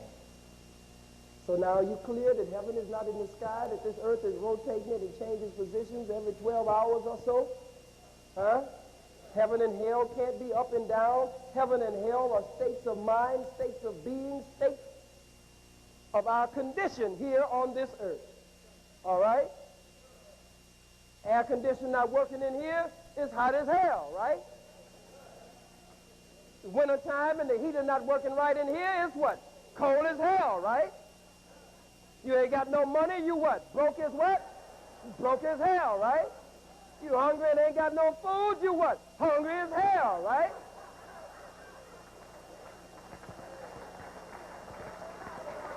And if you think this cracker is going to change, you crazy as hell. He's not going to change. Well, I should be honest. I should tell the truth. Because they have made some change. No. It's true. They really have. It's true. They've gotten worse. They're worse than they've ever been before. They're worse. The white man's nature will not allow him to change. Oh, Brother Spike, please sit under the teachings. You don't have to join the nation or the mosque, but sit with the Honorable Minister Louis Farrakhan and those that he might designate. You must know this thing from root knowledge, not branch knowledge, Brother Spike. We love you, but you've got to do more in your research, Brother Spike. Stop making movies with good white people and bad white people. It confuses the masses. You drop me down in a pit of snakes, and they're hissing at me and all of us. And I'm supposed to look at them and figure out which one has the poison venom sac and which one doesn't have the poison venom sac. Hell, I'm in a pit of vipers and snakes. I don't have time to pick one out and say that one looks like a cool one. That one doesn't have the venom sac. A snake is a snake is a snake is a snake, and a cracker is a cracker is a cracker is a cracker, and a devil is a devil is a devil, and a white man is a white man is a white man. And don't leave out the white woman. Because brothers say they always say the white man is the devil. They don't say the white woman is the devil. She's the mother of the devil. She nursed him and nurtured him for 9 months. She made sure he would be a strong and a knowledgeable devil. You hear me? Stop trying to make us think it's the system. If we could just correct the system.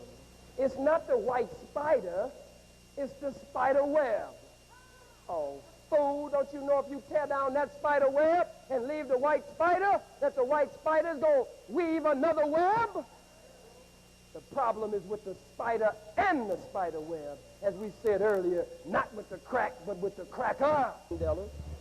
I got to touch on the ANC, jungle fever in South Africa. Nelson Mandela wants a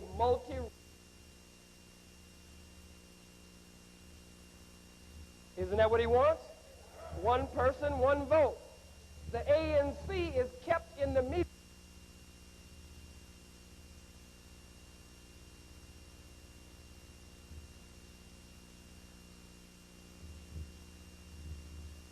PAC, the Pan-Africanist Congress. You would assume that only ANC and got your Buthelezes in Carter freedom movement, where we are killing each other from Buthelezes in Carter movement, and those who are with ANC are killing each other. Now, don't you know if they were taking them knives and them guns killing some white folks, that the white man would outlaw the guns and the knives? But since we're killing each other, have killed over 16,000 recently. And the half of the story is not being told. I mean, some of the war, some of the fratricide since Mandela has been out, but it's been going on for a long time at the hands of a white hand, the white man's hand, who does the dirt and hides his hand. In other cases, he gives them the knife and the gun to kill each other. How do you think the knives and the guns and the drugs get into the black community? The goddamn white man. Don't look at me like that. I said the goddamn white man. That's what he is. And I'm not using God's name. Don't come in with that silly stuff. Now you don't take the Lord, have mercy, don't take the name of the Lord God in vain. I said God. God is the supreme being. Is that right?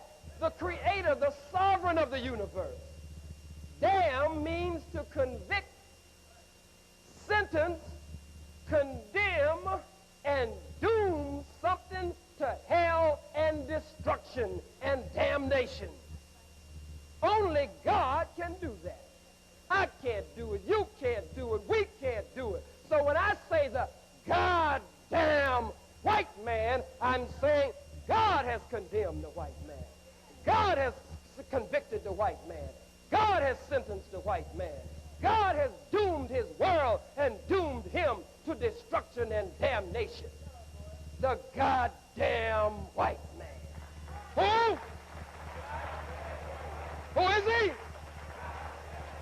Who brings the dope into the community? Don't be scared to say it. Who brings it? Who puts a gun in one black man's hand and a gun in another black man or woman's hand for us to kill each other? Who? Who's putting the knives in the hands of our South African brothers and sisters so they can chop each other up? Who brought us over here on slave ships? We didn't land at Ellis Island, fool. You're not no immigrant. And you didn't come on the Mayflower with the Pilgrims, fool. You didn't land at Plymouth Rock. You got hit in the head with the damn rock. And who hit you in the head with the rock? Who?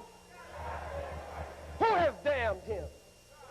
Who's the only one with power to damn the white man? God has damned him.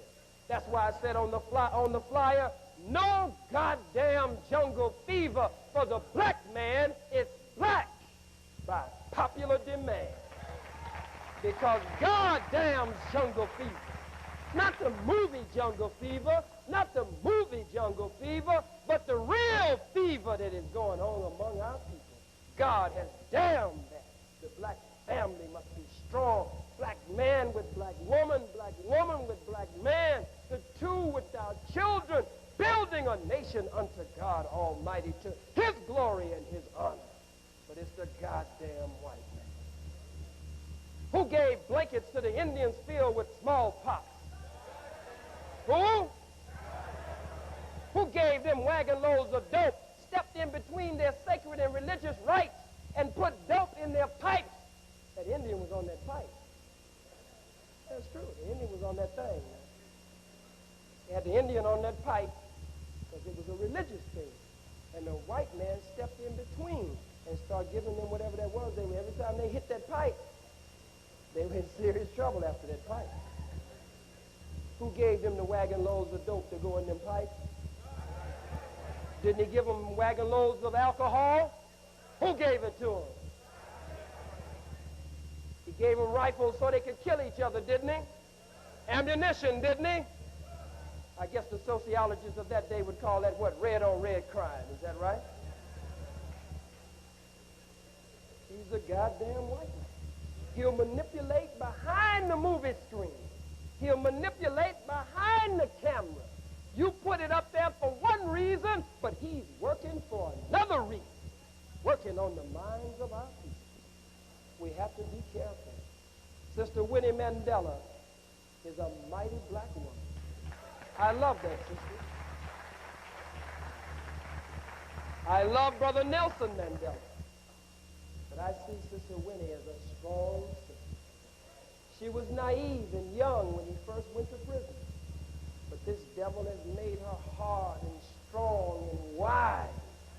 She's a wise warrior that's ready for a protracted struggle. Yes, she is. This cracker, the old judge sitting on the bench. The prosecutor was one of the same devils who was the jailer when she was locked up.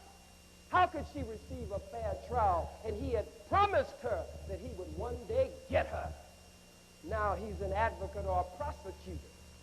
The judge called Sister Winnie, in words, a bald-faced, unashamed, and unabashed liar. The nerve of this cracker to call our sister that. One day I pray for the day that we can storm the courthouse and snatch that cracker off of the bench and snatch his goddamn eyes out of his head and snatch his tongue out of his damn mouth. For calling our sister that.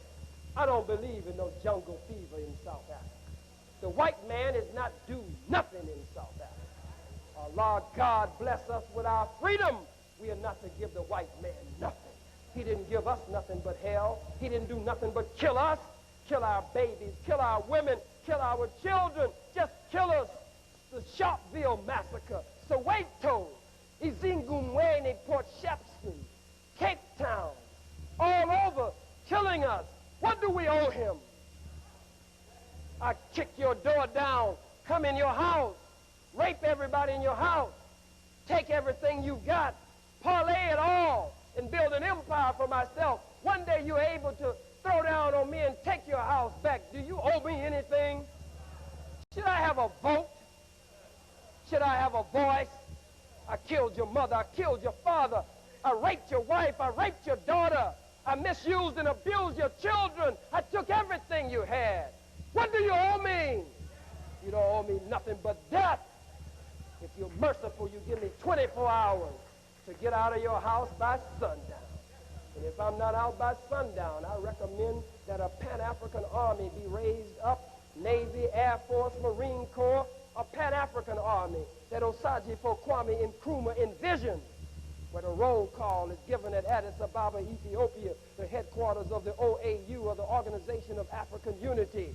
And Brother Ibrahim Babangida walks to the podium from Nigeria as the gavel is struck and says, A'udhu billahi minash shaitanir rajim, Bismillahir Rahmanir Rahim. He say, I, President Ibrahim Babangida of the sovereign nation of Nigeria, I pledge my army, my navy, my air force, and my Marine Corps to the liberation and salvation of our people in Azania or South Africa. I pledge resources to this war. Behind him comes Brother J.J. Rollins of Ghana. And Brother J.J. Rollins steps to the podium and says, Mr. Chairman, ladies and gentlemen of the OAU, I pledge the total army, the total navy, the total air force, the total Marine Corps of Ghana and the people's militia of Ghana to liberate our family in South Africa. And then Muammar al-Gaddafi of the Libyan Arab Jamahiriya comes to the podium and says, A'udhu billahi minash shaitanir rajim, Bismillahir Rahmanir Rahim. Mr. Chairman, ladies and gentlemen of the OAU, I pledge the total Army, Navy, Air Force, Marine Corps, arms in the hands of the people, wealth in the hands of the people, education and knowledge and wisdom in the hands of the people, the total population of the Libyan Arab Jamahiriya to the liberation of the people in South Africa. And all over Africa, Brother Museveni in Uganda and all over, even old no-good Mobutu in Zaire commits to the struggle. And one day F.W. de Klerk wakes up, looks to the sky, and there's a continental air force from all of the nations of Africa over the skies of South Africa. He looks out of his window to the left, and there's a continental Marine Corps coming in, continental Navy coming in, continental ground troops from that will give our 30 to 40 million brothers and sisters an opportunity to rise up on the inside of Africa, South Africa. What is all of this stuff about prolonging it? Why don't these weak African leaders unite and form a Pan-African military and move on South Africa?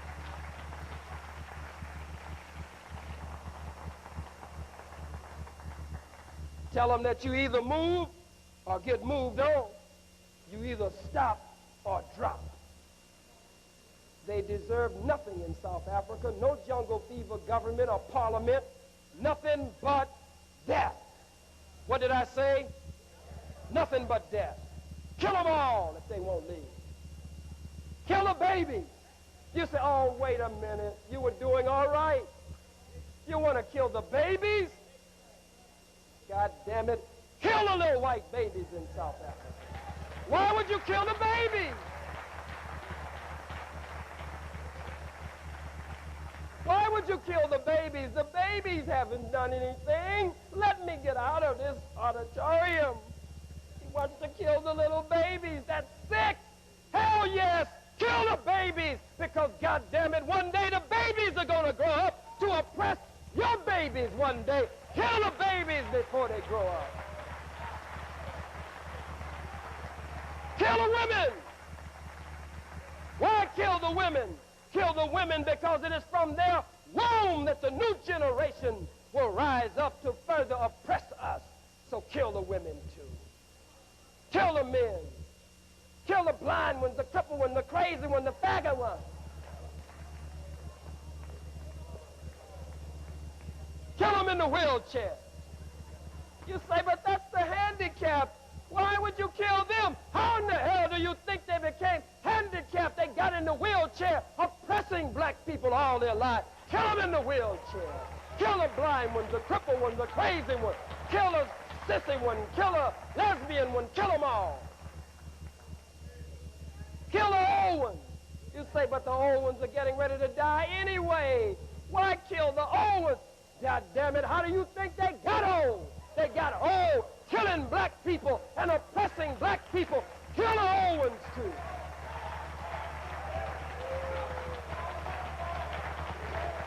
God damn it, even go to the graveyard and dig up the goddamn graves and kill them in the grave. Kill them again. Kill them again in the graveyard. Kill them again. Kill them again. Dig them up in the grave. They didn't die hard enough. They didn't die hard enough. So dig them up and kill them again. Some of you are sitting here squirming in your seat. You're just as silly as you can be. We're not going to get out of this condition without some fighting, killing, bleeding, and dying. Not a one of you in here came to birth without bloodshed. Mama had to shed some blood. A revolution had to take place. The feet were at the mouth of the womb, and the head was at the top. So teaches the most honorable Elijah Mohammed to us, and the honorable minister Louis Farrakhan. But the head had to take a turn, and the feet had to take a turn, and a revolution had to take place inside a mother. And then the head crown. Water burst, the head crown. Blood passed. And we came to birth. Didn't make no difference how big mama was, how strong she was, how independent she was. Freedom is a law of nature, and justice is deeply rooted in the universal order of things. And it is the divine intent of the almighty and all-wise God and creator that everything live equally under his creation. They may not be created equal, but they were created equally. That's another subject for another time. Listen to it.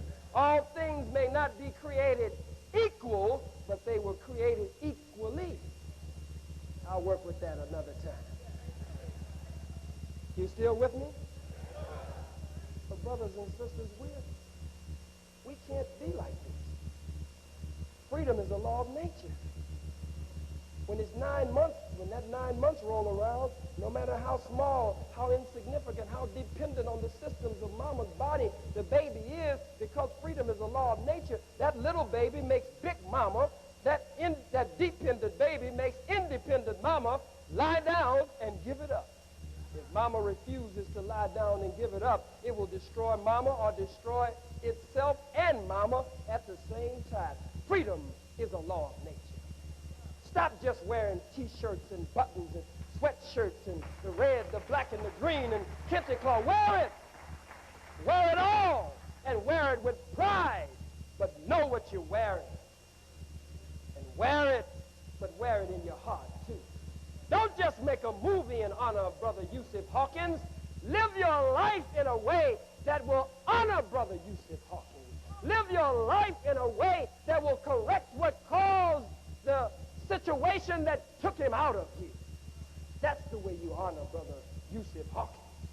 A real black watch. A real freedom or death. When you say freedom or death, you got to mean it. You can't play with freedom or death. Freedom or death. That's powerful stuff. Korean take your sister and beat your sister in a supermarket, and you march in front of the supermarket. The hell you marching for? You don't even bust a grape. You don't even bruise a tomato. You don't even bruise an apple. You don't even get no orange juice on your shoe. You should have done the right thing. You should have gone and talked to that Korean.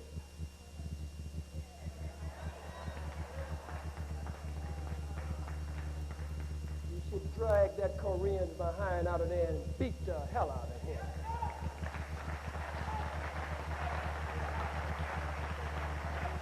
He should have been beat in the middle of the street. He should have been beat. That's what I said. You take the tape to the white folks. I said there's no good damn Korean should have been beat in the damn street. You should have beat him in the streets and stopped him and said, that was a black woman. That was a black woman. Next time a black woman comes in here, you treat her with respect.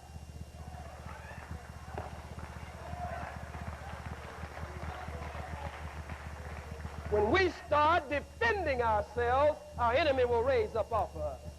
But some of you are so punkified, some of you going to run to Minister Farrakhan before I can get out of here good. Brother Minister, he was telling the people that they should, if the Korean beat our women, that they should stomp the Korean or beat the Korean. Brother Minister, I know you ain't teaching nothing like that. I don't know why he stirred the people up. I stirred them up because we have to defend ourselves. And our teaching from the most honorable Elijah Muhammad and what I have studied from the scriptural interpretations that the Honorable Minister Louis Farrakhan has given to us, what I have studied, I find him to be a wise man. I find him to be a balanced man. I never heard him give any kind of instructions like that. But we are supposed to be intelligent enough. As we are being guided to study Scripture, we are supposed to be able to see things for what they are. Our nature should dictate to us what to do. I don't have to tell you. Nobody has to tell you. He certainly doesn't have to tell you. Somebody is beating on your woman, and you talking about,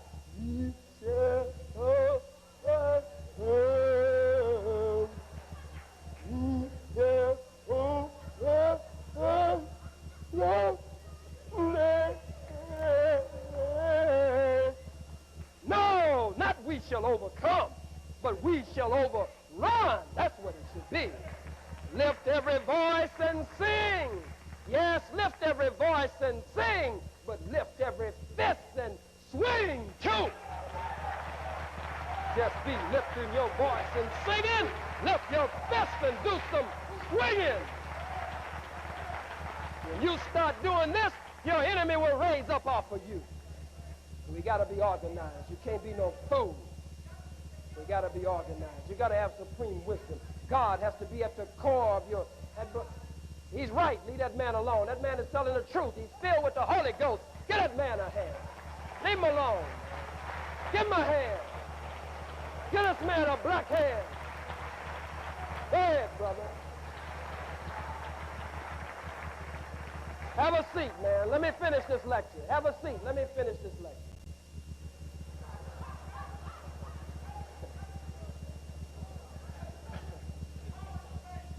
It's an eye for an eye. Leave him alone. Leave him alone. Just let him talk. An eye for an eye, because he's going to say something and we're going to learn something in a minute. An eye for an eye, a tooth for a tooth, a limb for a limb, and a life for a life. If you kill my dog, then you watch out for your cat, your parakeet, and your goldfish. Because I'm going to get you, sucker. Fight fire with fire. Sometimes put a little water on. But we've got to protect our women. You'll notice both families in Jungle Fever, Paulie, the Italian boy, his father was Anthony Quinn, kept a shrine to his woman. I mean, he honored that woman. He had an actual shrine. And when Paulie would get ready to leave the house, he would say, aren't you going to say bye to your mother? And he'd have to walk over to the shrine and say bye to the picture. On the wall of Angie's home, and her father and her son and her father's sons, her brothers, always talked about the mother. You can't rise any higher than that woman. We're not going anywhere without this black woman, black man. In fact, I don't want to go nowhere that she ain't going to be. You tell me they got a place where there ain't going to be no black woman, I ain't going there. I don't want to go there at all. You can go there, you can have that. That's the only heaven the black man got right now, is the black woman in her proper spiritual state and state of black consciousness and pride. All right, those were the things that I basically wanted to touch with you tonight. Touch on with you tonight. You thought I was going to beat up on Brother Spike. It's not to beat up on Brother Spike. Brother Spike doesn't need beating up on. Brother Spike has done a great service to us.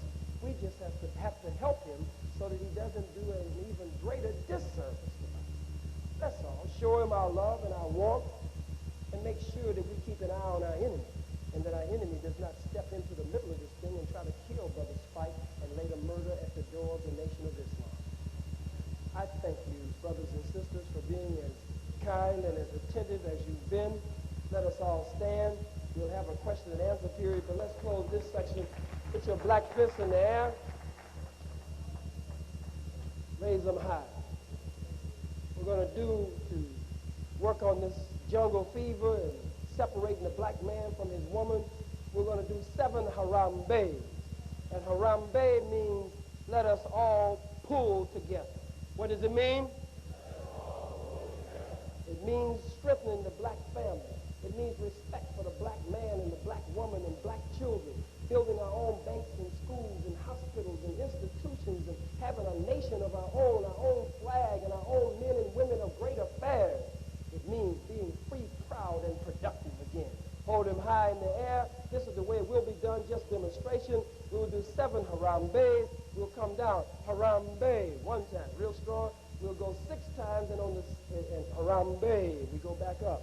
It'll be harambe until we get to 7. On the 7th one, we hold it. Harambe. Are you ready? Fist in the air on the count of 3. Jali, 2. Harambe. Harambe. Harambe. Harambe. Harambe. Harambe. Harambe. You may be seated, brothers and sisters. We'll be out of here in just a second. Just be seated for a second. We'll be out in a second. We can only take 1 or 2 questions. We can only take 1 or 2 questions. Are there any questions? Any questions? I see 1 or 2 hands. Would you come to the mic? I think, would you hold a mic in the aisle there? Go to the mic and ask your question. We can only take a few moments.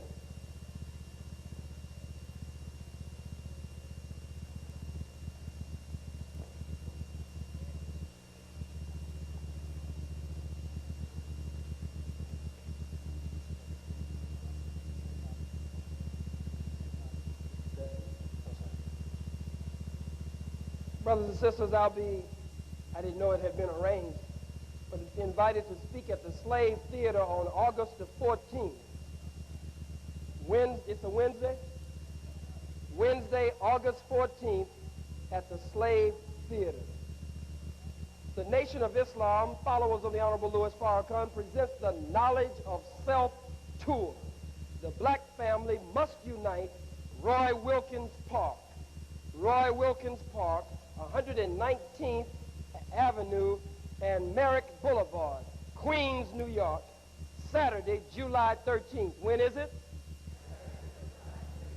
12 noon. Special guest, Professor Griff and the Last Asiatic Disciples. And it goes on to list many others. Keynote speaker, Minister Conrad Mohammed, Muhammad's Mosque, number 7, New York City. Minister Conrad Mohammed, Muhammad's Mosque, number 7, New York City, Saturday, July 13th, 12 noon, Roy Wilkins Park, 119th and Merrick Boulevard. Question? Yes, sir. Try to make it a short one, beloved. Do we have time for questions, brothers and sisters? You got time for the answers, too?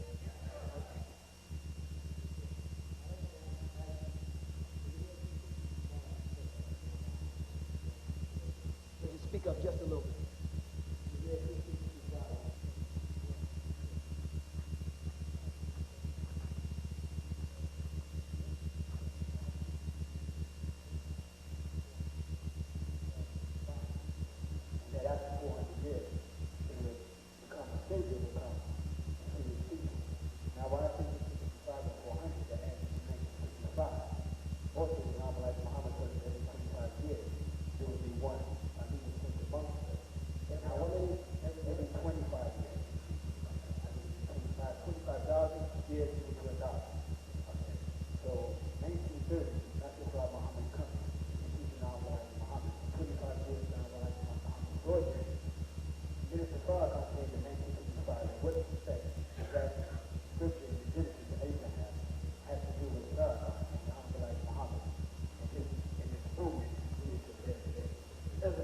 Question. Essentially, give brother a black hand. Essentially, brother's question very quickly deals with Genesis, the 15th chapter, the 13th, the 14th, and the 15th verses, where it says, "And God said unto Abram, Know of a surety, Abram, that thy seed shall be strangers in a land that is not theirs. They shall serve them, and they shall oppress them, and they shall afflict them for 400 years. Brother pointed out that as we add up the years of the prophecy, of course, the 6,000-year period was ended in 1914, but the 400 years ended in 1955. And what he is pointing out here is that the Honorable Minister Louis Farrakhan came to the Nation of Islam in the year 1955. He says, what does this have to do with that scripture and that prophecy? And ultimately, what does that have to do with the rise of the black nation? Your question is right on time, and let's hope the answer can be right on time too, be it the will of Allah. The Honorable Minister Louis Farrakhan's coming in 1955 actually represents the birth of one that fulfills prophecy and scripture under the teachings of the most honorable Elijah Muhammad and under the power and guidance of Almighty God Allah, that would be raised up as the liberator for our people, who would be an extension and the fulfiller of the work of the most honorable Elijah Muhammad. It is actually the Honorable Minister Louis Farrakhan, by Allah and his Messiah's permission, who will be the turning point and the pivotal point in the demise of the white world, and the rise of the black world. So his coming into the nation that very same year, my brother, means that he is a man who was born for that purpose, and he was seen thousands of years, maybe even trillions of years before anyone actually knew who manifestly this one would be, nor realized who this one would be once crystallized and materialized and standing before us. So his birth, physical birth, May 11th, 1933, I think. Is that right? And his spiritual birth of 55, I believe it was in February, primarily on a Savior's Day, represents a key turning point in the liberation and salvation of our people and can be found in both Bible and Holy Quran, in prophecy and in Scripture.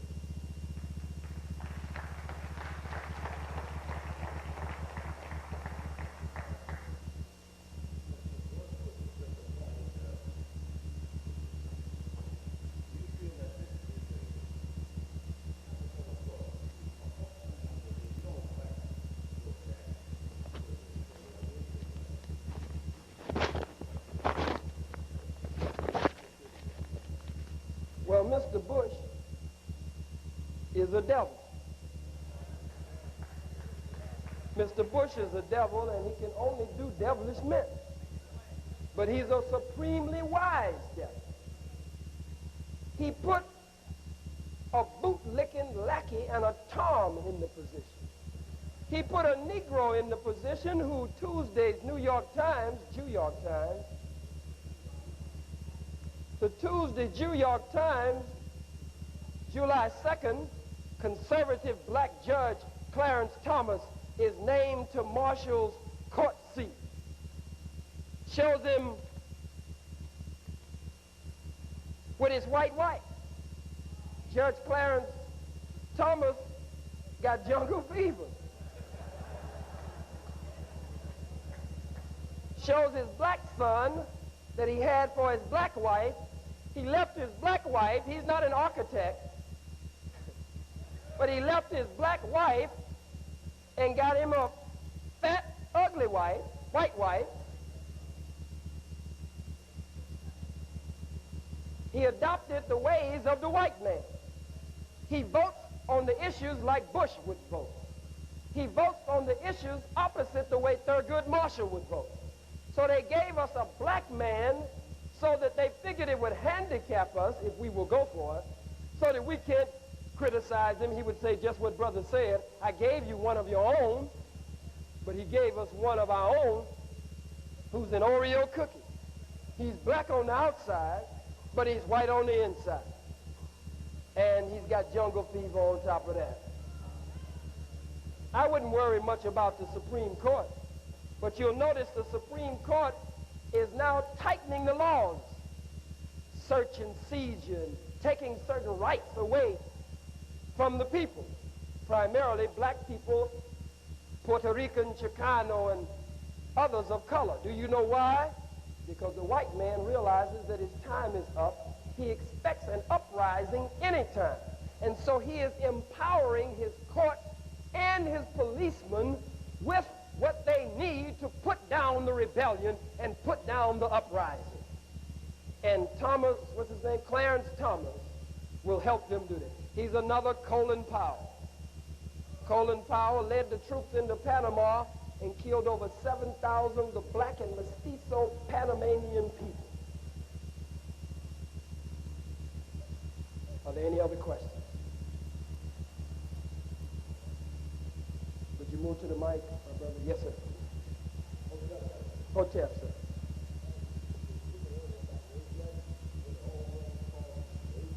Yes, sir.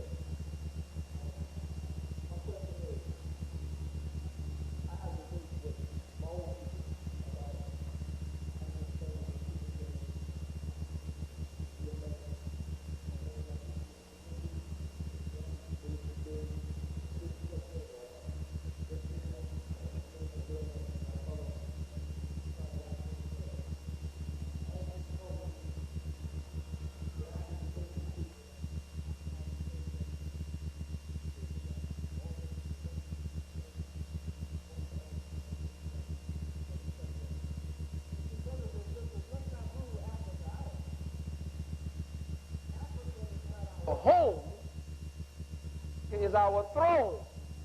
We rule the world from our throne in Africa. But our home, again, is 196,940,000 square miles of the planet Earth. As I said earlier, everywhere the white man went, we were already there to meet him and to greet him at the shore. So the Earth is our home, and 76 quintillion miles throughout the distance of the diameter of the sphere of light of the universe is our home. That's why this is our flag. the sun, moon, and star. It never flies at half-mast. This is a symbol of our flag that flies over our domain, which is the earth, all of the planets, and the universe, because you are the original man and woman, the father and mother of science, law, music, government, civilization, mathematics. Everything comes from you, and all of the people come from you. Now, let's get back to this. Africa is the throne that we rule from. If you take a flat map and a map that shows the anatomy of the body, you will see on that flat map that the heart, the human heart, is set into the body in almost the same place that Africa is on the map. Africa is the heartland. That's where we pump life and civilization to the rest of the world. But our home is the whole thing. But our throne is Africa. Now, what about Spike calling us African Americans in Do the Right Thing or in Jungle Fever? We're not African Americans. Where did you get this from? Anytime somebody come up with something, you jump right on the bandwagon. They were calling you minority just a few days ago, and you were fixing your big, thick African lips, pretty African lips, all to the side, talking about you're a minority. We're studying the minority problems and minorities. So you're not no minority, fool. You outnumbered a white man 12 to 1. He's the minority. You are the majority on the face of the planet Earth. Now they got you talking about African American, but you wear Malcolm sweatshirts. You wear Malcolm t-shirts. You wear Malcolm buttons. You got Malcolm picture on your wall. You say Malcolm. You wear the cap with X on it. Malcolm said, no, I'm not an American. Is that what he said? He said, I'm one of the 22 million victims of Americanism. He said, I'm no flag waver. I'm no flag saluter. He said, I have not experienced any democracy, nothing but disguised hypocrisy. He says, no American dream, nothing but an American what? Well, how you going to claim Malcolm, and Malcolm was not an American? Malcolm was with his teacher for 10 years. He was only away from his teacher for 200 plus days. It was the Malcolm of 10 years that you fell in love with, not the Malcolm of 200 plus days. You're not an American. Amerigo's Vespucci was a cracker from Italy. Another half original man, Columbus, trying to get to India, got lost and ended up over here. So he just called the people here Indians. Now they got a holiday for Columbus. Hell, I'm on my way from Harlem to Brooklyn and get lost. You gonna give me a holiday? You get lost all the time. How you get a holiday getting lost? Heading one place and end up somewhere else. So you just gonna make it be where you left for. Say these people gonna be Indians from now on, and I've discovered them and everything here. Isn't that silly? So we're not Americans. You never have been an American. You never will be an American, and you are not an American. You are the original Asiatic black man and woman, and we can use Africa for a period of time, but who was Leo Africanus? Who was Serpigo Africanus? Who was Africanus? Let's be careful that we don't drop one white name and pick up two white names. But we cannot criticize for calling ourselves African, because when the baby begins to take a step, we must give credit to the baby, that we are not calling ourselves Negroes and colored and jigaboos and all of those other names anymore. The fact that we're saying African, that is a step in the positive direction. But as it is written, we are not what we were yesterday. We won't be tomorrow what we are today. We think we're where we're going, but we're just on our way. Some say it's called Africa. Some say Dr. Ben said it was Al-Kibulan. Some say it was called Ethiopia. Some say we are Moors. Some say that nationality is the order of the day. All of that is true. And all of those names are true. Because at different stages of our growth and development, we wore those names, just like the baby, the infant, the adolescent, the sons, the young adult. These are stages. All of those are names for us at a different point of our development. We can't deny any of those names, because all of those names are us, and then some. But you are really black. You say, but everybody's named after some land. We can't be named after black if everybody's named after land. You can't follow white folks. White folks ain't got nothing but land that they took, so they named themselves after the land that they took. You're not the people to line up with the people with these little rags and flags. You're the original people of the planet Earth. Your flag is the universe. Brother, would you stand up and show them their flag, please? That red represents the sun. The crescent represents the moon. The star represents itself as a witness bearer to the glory of God, the Creator. It represents freedom, justice, and equality, knowledge, wisdom, and understanding, the crown of God's creation, love, peace, and happiness, money, good homes, and friendship in all walks of life, a nation of our own and a home of our that we can call our own. This is your flag. You were black before there was ever a place called Africa. Weren't you? You were black before there was ever a place called America. In fact, you were black before you were ever male. You were black before you were a female. You were even black before you were even born. Weren't you black before you were born? You were black before you were anything. And black is not a color. Black is the essence from which all colors come.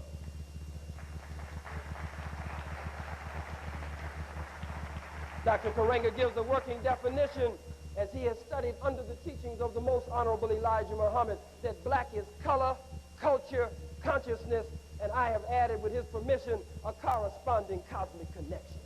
Black is color, culture, consciousness, and a corresponding cosmic connection. How you hook up with the God. That's what black is. Color, what is it? Culture, consciousness, and a corresponding cosmic connection. You were black before you were all of that. So don't line up with these little people. They're Johnny-come-latelys, the white man. Just got here the other day. That's his thing. That's baby stuff. You're the original from the very beginning, made in his image and after his likeness.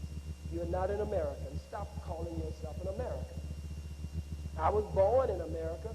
The oven cools off and the cat crawls up in the oven and has kittens in the oven. Are they cornbread muffins? Are they biscuits just because they're born in the cool oven? You're not an American just because you were born here. That's a joke. Give me your tires, your whatever, your huddled masses yearning to be free. I told you that Statue of Liberty is nothing but a whore in the harbor, raising that dress up, letting all the ships come in. We need to take that torch and pull that thing up and see what's really under there. Yes, ma'am.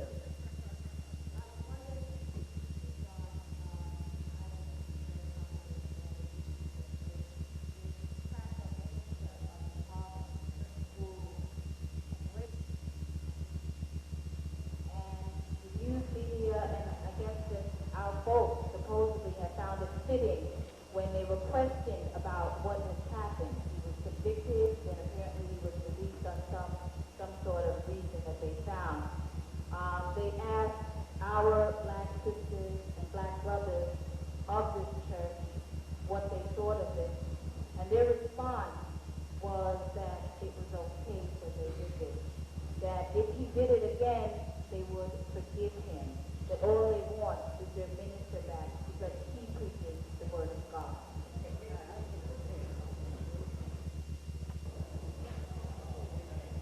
The male organ is the reproductive or the regenerative organ of life. The seed of life or the sperm of life can be ever so pure that comes from the organ of life.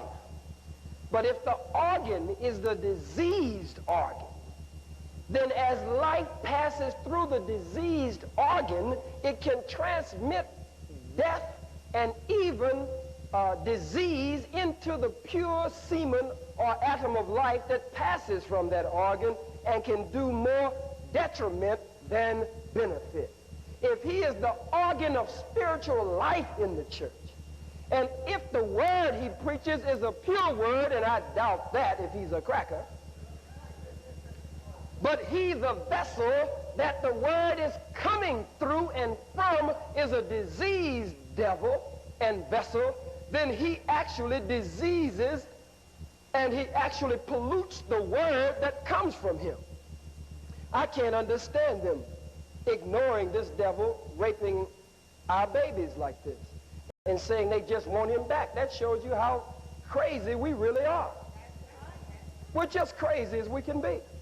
These cracker policemen that shot over 60 rounds into the van in Newark and some others with them and killed our young 16, 17-year-old sister, and a young brother killed him, wounded a 13-year-old sister and another 17-year-old brother.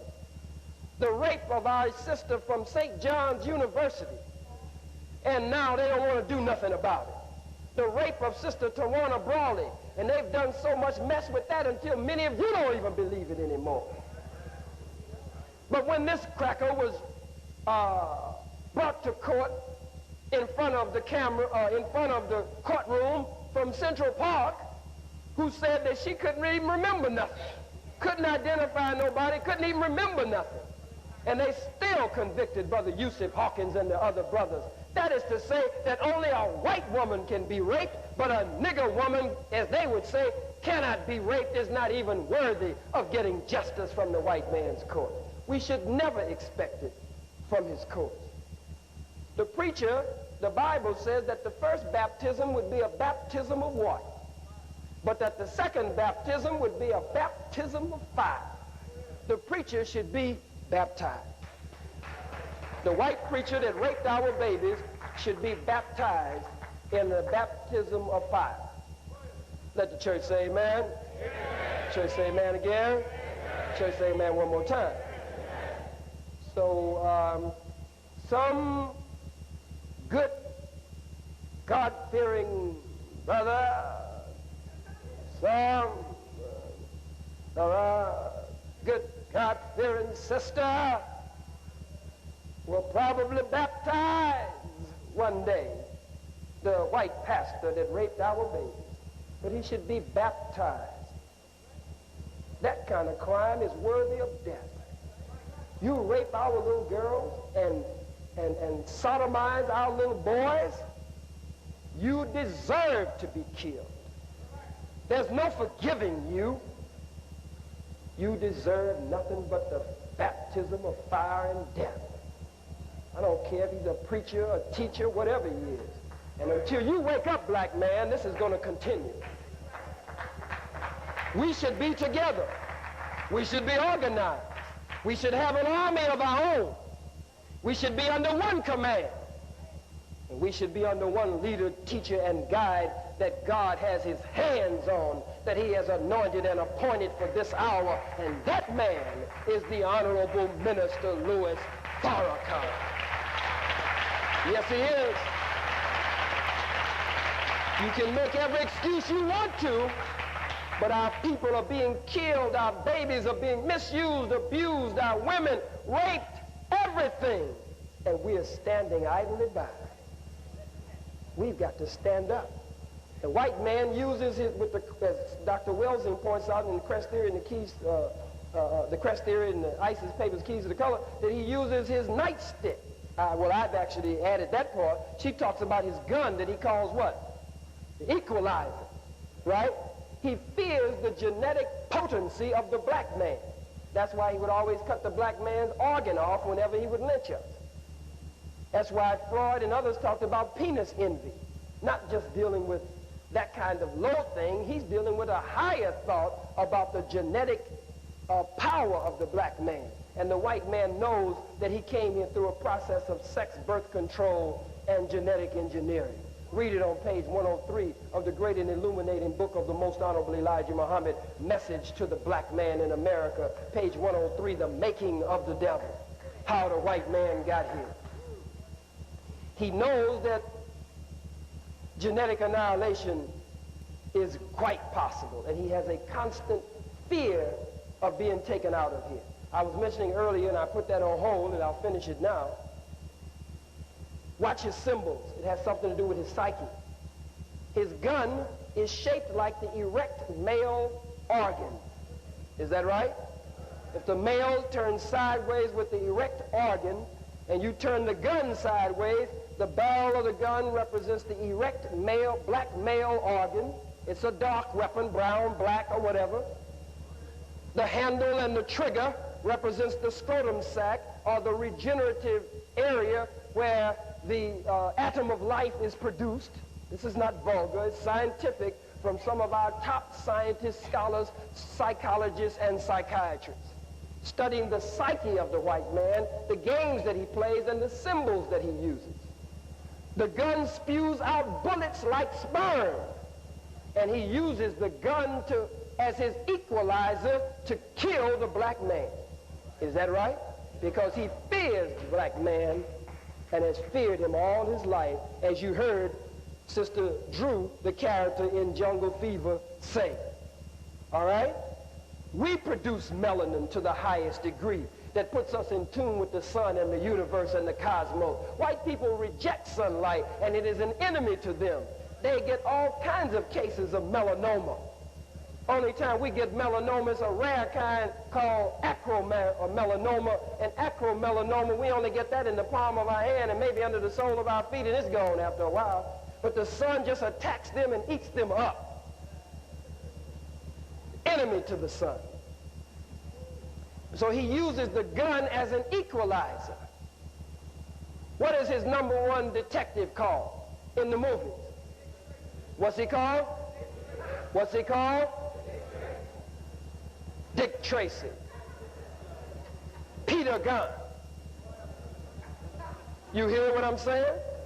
Really, do you hear what he's saying?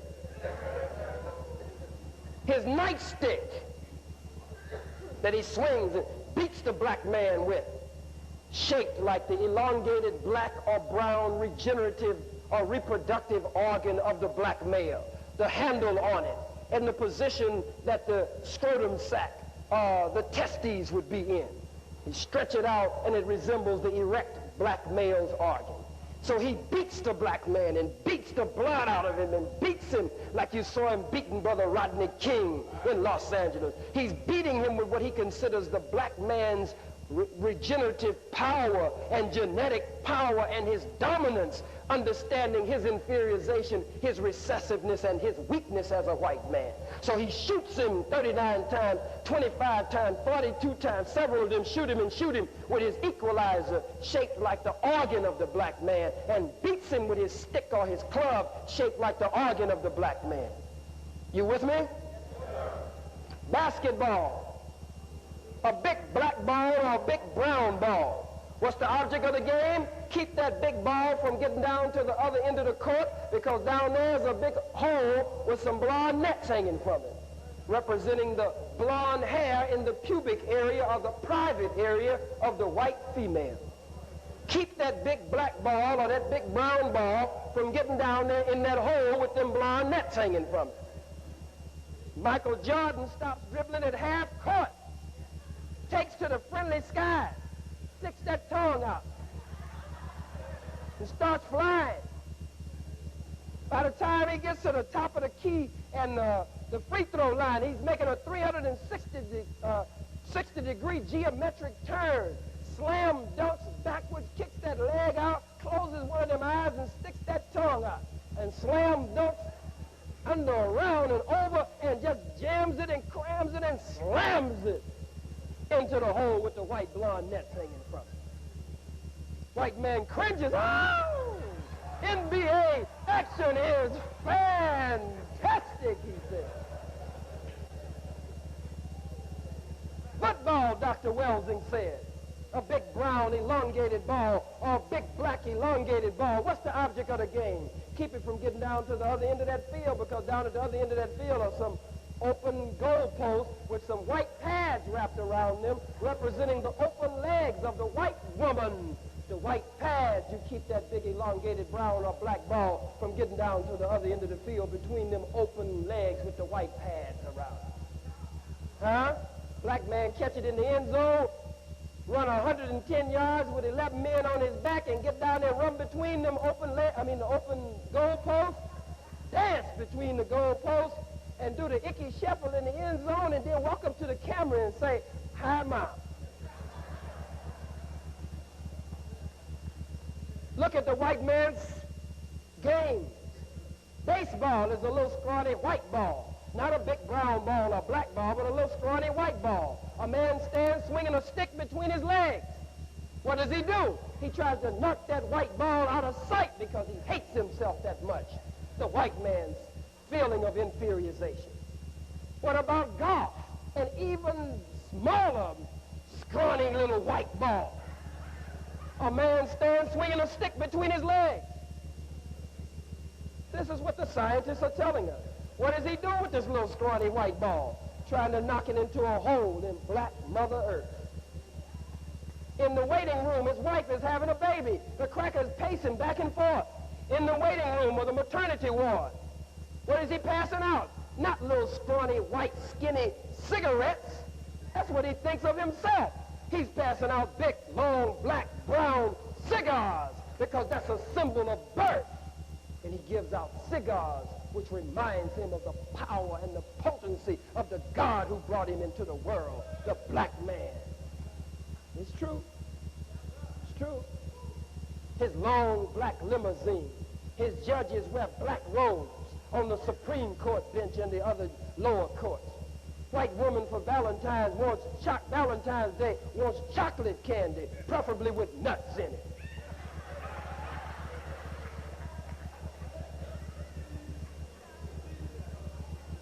These crackers have this all in their minds. We should deal with the good Reverend Doctor, white preacher, over at that church. Until we start dealing with these crackers, it will continue. We should go and take his butt right out of the church. Ain't nobody else gonna take him out of there. But we're so weak and so silly. One day we will be strong enough to do that. All of these things that I'm saying to you, when we are a nation of our own or coming into nationhood. And we better not wait too long before we come to that. Are there any other questions? My brother here. Brother, we're going to make this the last two. Three. Us having our own company and manufacturing and stuff like that. In a world where it's like, despite they make the movie, it's his movie, but Jewish people, the white people own the movie and everybody own just about everything else. And my question to you is, in a world where they own the movie industry, where we have to have milk and gas and car editing, your telephone for our telephone, we can't even wipe our butts unless Charlotte says so. From an economic standpoint, how do we go about, in this country, any other country, because we go to Africa now, South Africa is there, so in some sense, it's just like the same situation there as it is here. From an economic standpoint, how do we go about becoming fully functional on ourselves instead of fully functional on somebody else? It's a very good question. Number one, we must have a knowledge of self. As we gain a knowledge of self, we must establish love and honor and trust and respect among ourselves. We can't disrespect each other. We can't undermine each other. We can't undercut each other. We can't backbite each other. We can't try to outposition and outmaneuver each other. We must appreciate the value and the God-given gifts and talents that each of us can bring to this liberation struggle to free our people.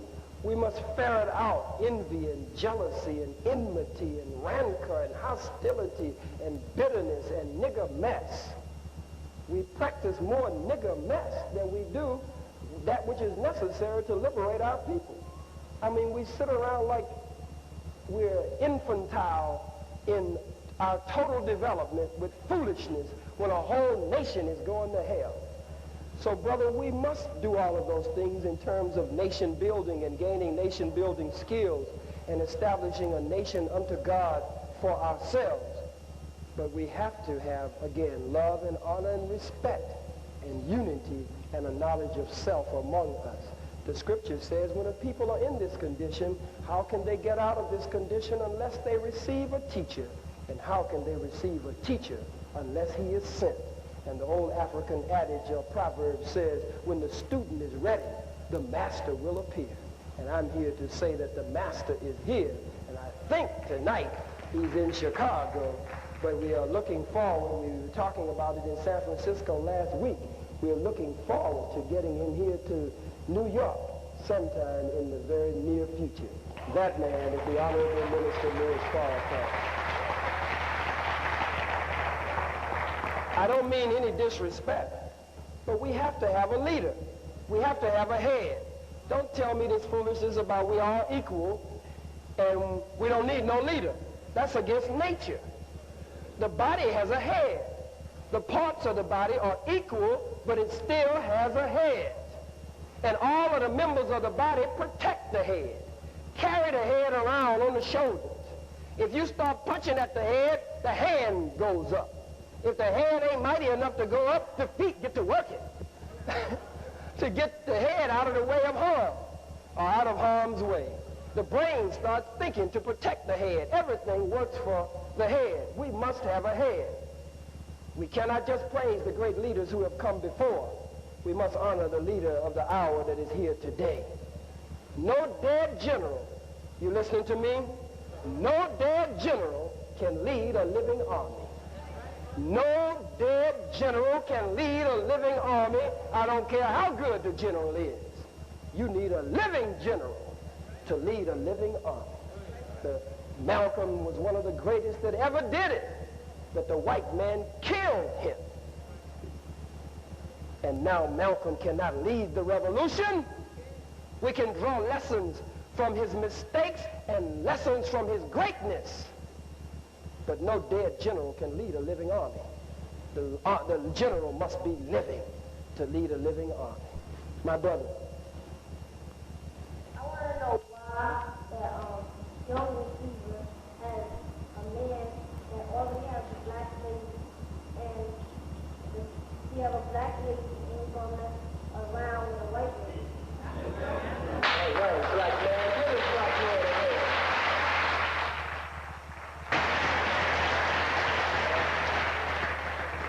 What's your name, sir? Sir? Say two. Give this black man a hand. Brother, say two. Brother, say two. You look like you're going to be a great black man one day when you grow up for our people. And you are in our prayers and our thoughts. And we pray that Almighty God will protect you and guide you, and that the spirit of the ancestors will be with you. The black man would only leave his black wife and go get a white woman, brother, chasing, as you said, after a white woman, if he's a dead black man, dead in the head, confused, brainwashed, robbed of a knowledge of himself, out of his mind, other than himself, not true to his nature. That's the only way he would go after a white woman and leave his beautiful black queen and goddess alone at home. So, brother, in the movie, Brother Flipper, now you got to separate Flipper Purified from Wesley Snipes. That's two different people. You got to separate much of Spike's characters from Spike. But in some cases, Spike is the mind. Most cases, he's the mind behind everything. We feel that he does a great job in many ways, but we feel that we've got to, as we said earlier, walk with him and work with him in some other ways to sharpen things and tighten things.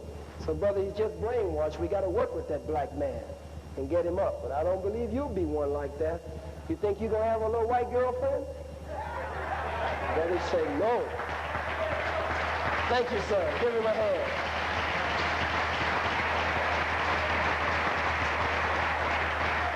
The character Nilda in the movie, again, Phyllis Yvonne Stickney, she has these lines where she said, I don't know a man that if the P is staring him in the face, that he's not going to F the P. You know what I'm talking about, expletive deleted. That the brother just don't know how to turn it down. Look, I'm here to tell you, as the little brother said, doesn't make any difference. There are black men who are principled enough, strong enough, dedicated enough, with God at the root and their core enough, in line with God's will and his way and his law enough. You could bring all the white women in the world in front of them. They could strip buck naked. We would set them crackers on fire. I'm talking about with matches and fire and gasoline. Oh, bring me no white woman. That's not me. How many black men in here would turn a white woman down? Stand up if you turn her down. Don't lie. If you ain't sure, don't stand up. If you ain't sure, don't stand up. Let me see. Let me see. Let me see. Sister, you shouldn't ride home with him if he ain't standing up. Don't even catch the number 2 train with him. 3, 1, none of them. A, B, D, C, none of them. Have a seat.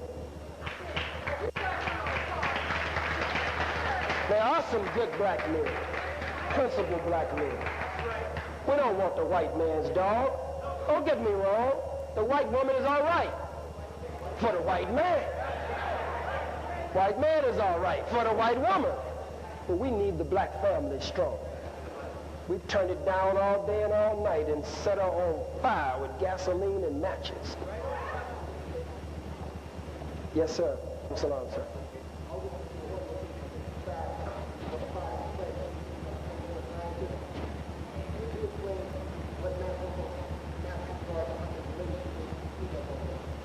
Yes, sir. It's an age-old question. Master Farad Muhammad's relationship to what is called the 24 scientists, called in the book of Revelation the 24 elders. Master Farad Muhammad stands independent of and outside of the 24 scientists or the 24 elders. For those who don't understand it, this is just brother's specific question. The scriptures said that they saw him that sat on, Revelation said that they saw him that sat on the throne, sitting on the throne with a book in his hand. And that before him was the Lamb, the 4 beasts, and the 24 elders. So now there's one sitting on the throne, and in front of him is the Lamb, the 4 beasts, and the 24 elders. And the question was asked, who is worthy to go up to he that is sitting on the throne and take the book from his hand? Master Farad Muhammad stands independent of the 24 scientists or the 24 elders and outside of the sphere of the circle of the 24 scientists or 24 elders. I'm almost certain on that. And if by chance I am anyway incorrect, I will, when I'm back, be at the will of Allah, at the slave on August 14th, after I've conferred with the leader, the Honorable Minister Louis Farrakhan, I will speak further on it at the slave. But I'm pretty sure that is correct. Yes, sir. Yes, ma'am. Good to see you, sister. Dr. Mohammed, we all know that the curriculum that is now being taught to our children in the public school system is inadequate and it is a total lie. There are those that are fighting to get a new curriculum written. I was wondering if you personally or the nation would be willing to get involved in rewriting the curriculum as they want it, hasn't been written as of yet. And I was wondering if you would be involved, or you be really conscious people to help write this curriculum. I was wondering if you or the nation would be willing to get involved in rewriting the curriculum that sounds like something that we would want to be a part of. We will, of course, broach this subject with the Honorable Louis Farrakhan. I know in San Francisco even, he met with a group of leaders, a big group of leaders there, and he spoke of something quite similar in terms of setting up our own alternative schools and also making the schools that exist, redoing them, taking them over, he said, rewriting the curriculum. He spoke of these things in San Francisco, so I'm sure that when he speaks, it applies for all across the country and the world. Yes, ma'am. Again, it's good to see you. Give Attorney Maddox and the brothers and sisters over at the slave our love and the greeting. Brother Roy and Sister Maddox and others. I remember you from Columbia University. Was it Columbia? From last night, but even before then.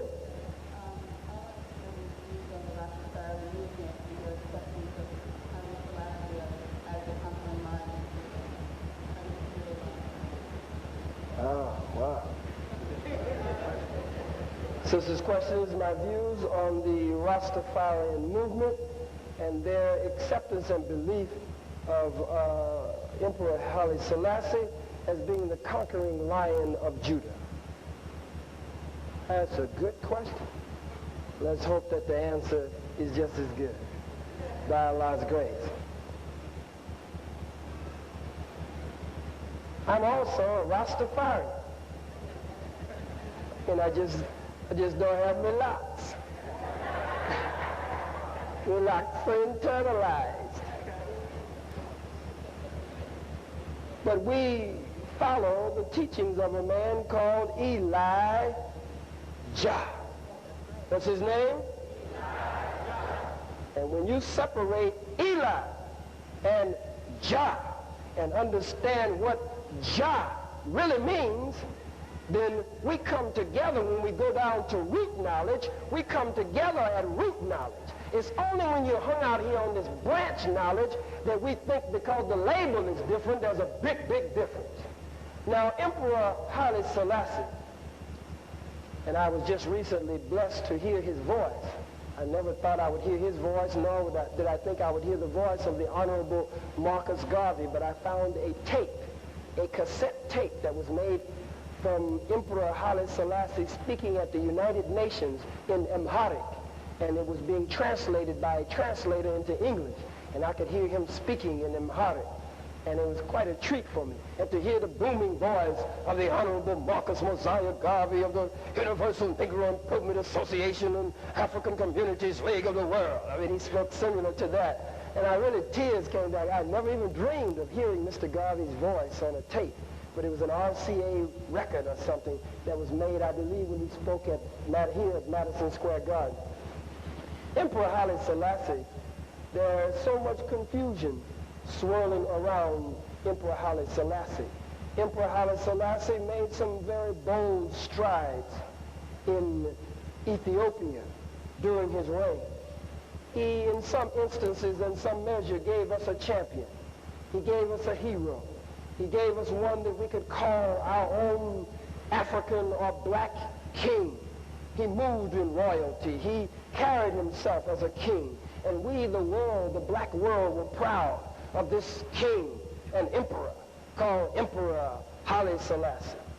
Now, there are also other stories swirling around Emperor Haile Selassie, that he was abusive, that he was oppressive to the people of Ethiopia, that during his reign, during the latter part of his reign, that it was a very cruel reign, an insensitive reign, and that he to some degree backed up or capitulated to the Italians or to the enemy. To be very frank and honest with you, I have never asked this question of the Honorable Minister Louis Farrakhan. I am only dealing with my limited research and study and searching on it. But I would like to, with your permission, be able, and all of you, to ask him, so that I will not just give you research. I of course, will share that with you for whatever it is worth. But I actually want to know, as you, what place Emperor Haile Selassie should have in our lives. I do know that if he's the conquering lion of Judah, how come Judah ain't conquered? I mean, if he's the conquering lion of Judah, how come the oppressor is not vanquished? In the book of Genesis, it said the scepter will not depart from Judah, nor the lawgiver from between her feet, until Shiloh comes, and unto him will be the gathering of the people. It speaks of the scepter being taken from Judah, will not depart from Judah until Shiloh comes. We believe that that Shiloh, or that conquering lion of Judah, was in the person of Master Farad Muhammad, who raised up the great Mahdi, who raised up the most honorable Elijah Muhammad, his Messiah and his Christ. I see no sign, my sister, though I love the Rastafarian brothers and sisters, and as I say, to a great degree and in many ways, feel that I'm a Rastafarian. I'm not down with the smoking and the getting high. I don't believe that the herb is some religious ritual, and I don't believe the more herb I smoke, I don't deal with it at all. I don't believe that the more herb I smoke, that I'm going to get free. and all the herb you've been smoking, and we were going to get free. Hell, you've been free a long time ago. So I don't know about that. But I really do know about that because our condition bears witness that it can't be mathematically and spiritually correct and accurate. But I don't criticize them strongly for that. That is their belief. I don't see what Emperor Haile Selassie has done nor can do that would qualify him to be the conquering Lion of Judah. I don't like the posture of our brothers of the Rastafarian movement because many of them have jungle fever. They chase too many white women for me. So I'm a black Muslim, I'm a black Rastafarian. No white women and no locks. But if I like locks, if I didn't wear this wardrobe, and if I weren't doing this, I think I'd have some locks. I think I either have locks, or like I had to do before I came here today, shave it, or I shave it every day. I like it either bald, or I'd have me some mean locks. When you see me, I say cool runnings. I love the brothers and sisters, they're very strong. Brother Bob Marley, I thought he was one of the greatest that ever did it. But white women everywhere.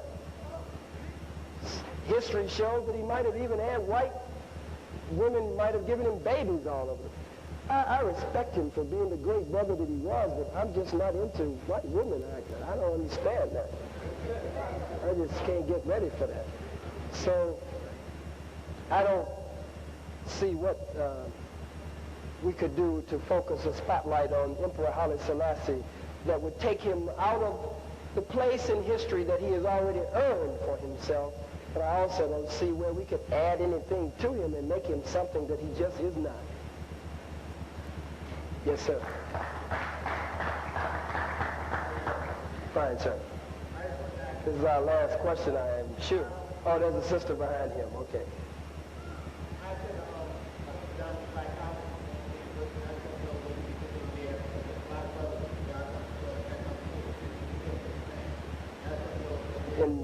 In Maryland? Yes, sir, in Baltimore. I haven't been in a while. I was invited some time back. I don't know what happened. I'm invited to Howard at some time in the fall. Hopefully we can set up for something for Morgan State during the time that I'm at Howard, be it the will of Allah. There's a brother that works with one of our speakers bureaus that is in the rear, Brother David 3X with Third Eye Third Ear Speakers Bureau. Perhaps you could give him your information and get his, and we could work to set up speaking engagement at both Howard and Morgan State during that time. Brothers and sisters, let us stand. We thank you for being as kind and as attentive and patient as you have been. I don't know what happened with the with the overwhelming heat and why we didn't have any air. You are cordially invited to a gala reception in tribute to the Honorable Louis Farrakhan, Thursday, July 25th, 6:30 to 9:30 p.m. Co-host Jim Brown, legendary Football Hall of Famer, Sean Connor's songstress extraordinaire at the Schomburg Center for Research in Black Culture, 515 Malcolm X Boulevard, $100 per person, semi-formal. It's a fundraiser, brothers and sisters. So you know the white man is not going to finance this. You have heard about our national patron ad drive, where we are working to now refurbish the National Center for the Re-Education and Retraining of the Black Man and Woman and Child, and to set businesses for our people and to purchase farmland. Please contribute to our patron ad drive. Also, when you leave tonight, put something in the bucket. We said that if the brothers and sisters did, I said if the brothers and sisters did not have the money to get in, come anyway. But those of us who have it, let us sponsor those who could not and who could not afford it. But we were definitely not going to turn anyone away here tonight. So drop a 10 in or 20 on your way out if you can, 100 or $2 or $3 or whatever you can on your way out. But again, the fundraiser, tribute to the Honorable Louis Farrakhan, Thursday, July 25th, 6:30. Co-host Jim Brown, legendary Football Hall of Famer, and Sean Carnes, is that right?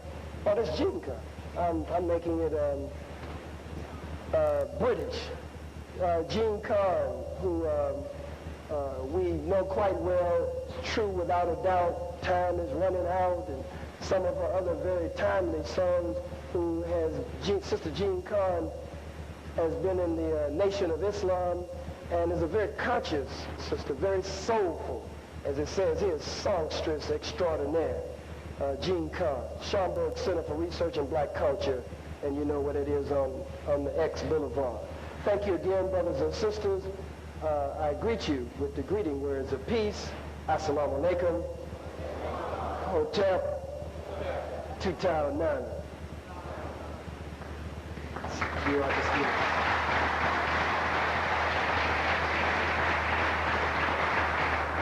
Please, do they have the bucket set up? Please, brothers and sisters. Yes, sir. You were a wonderful audience. Let's give yourselves a black hand on your way out. A strong black hand. The Slave Theater, August 14th. I'm going to give you this one and this one.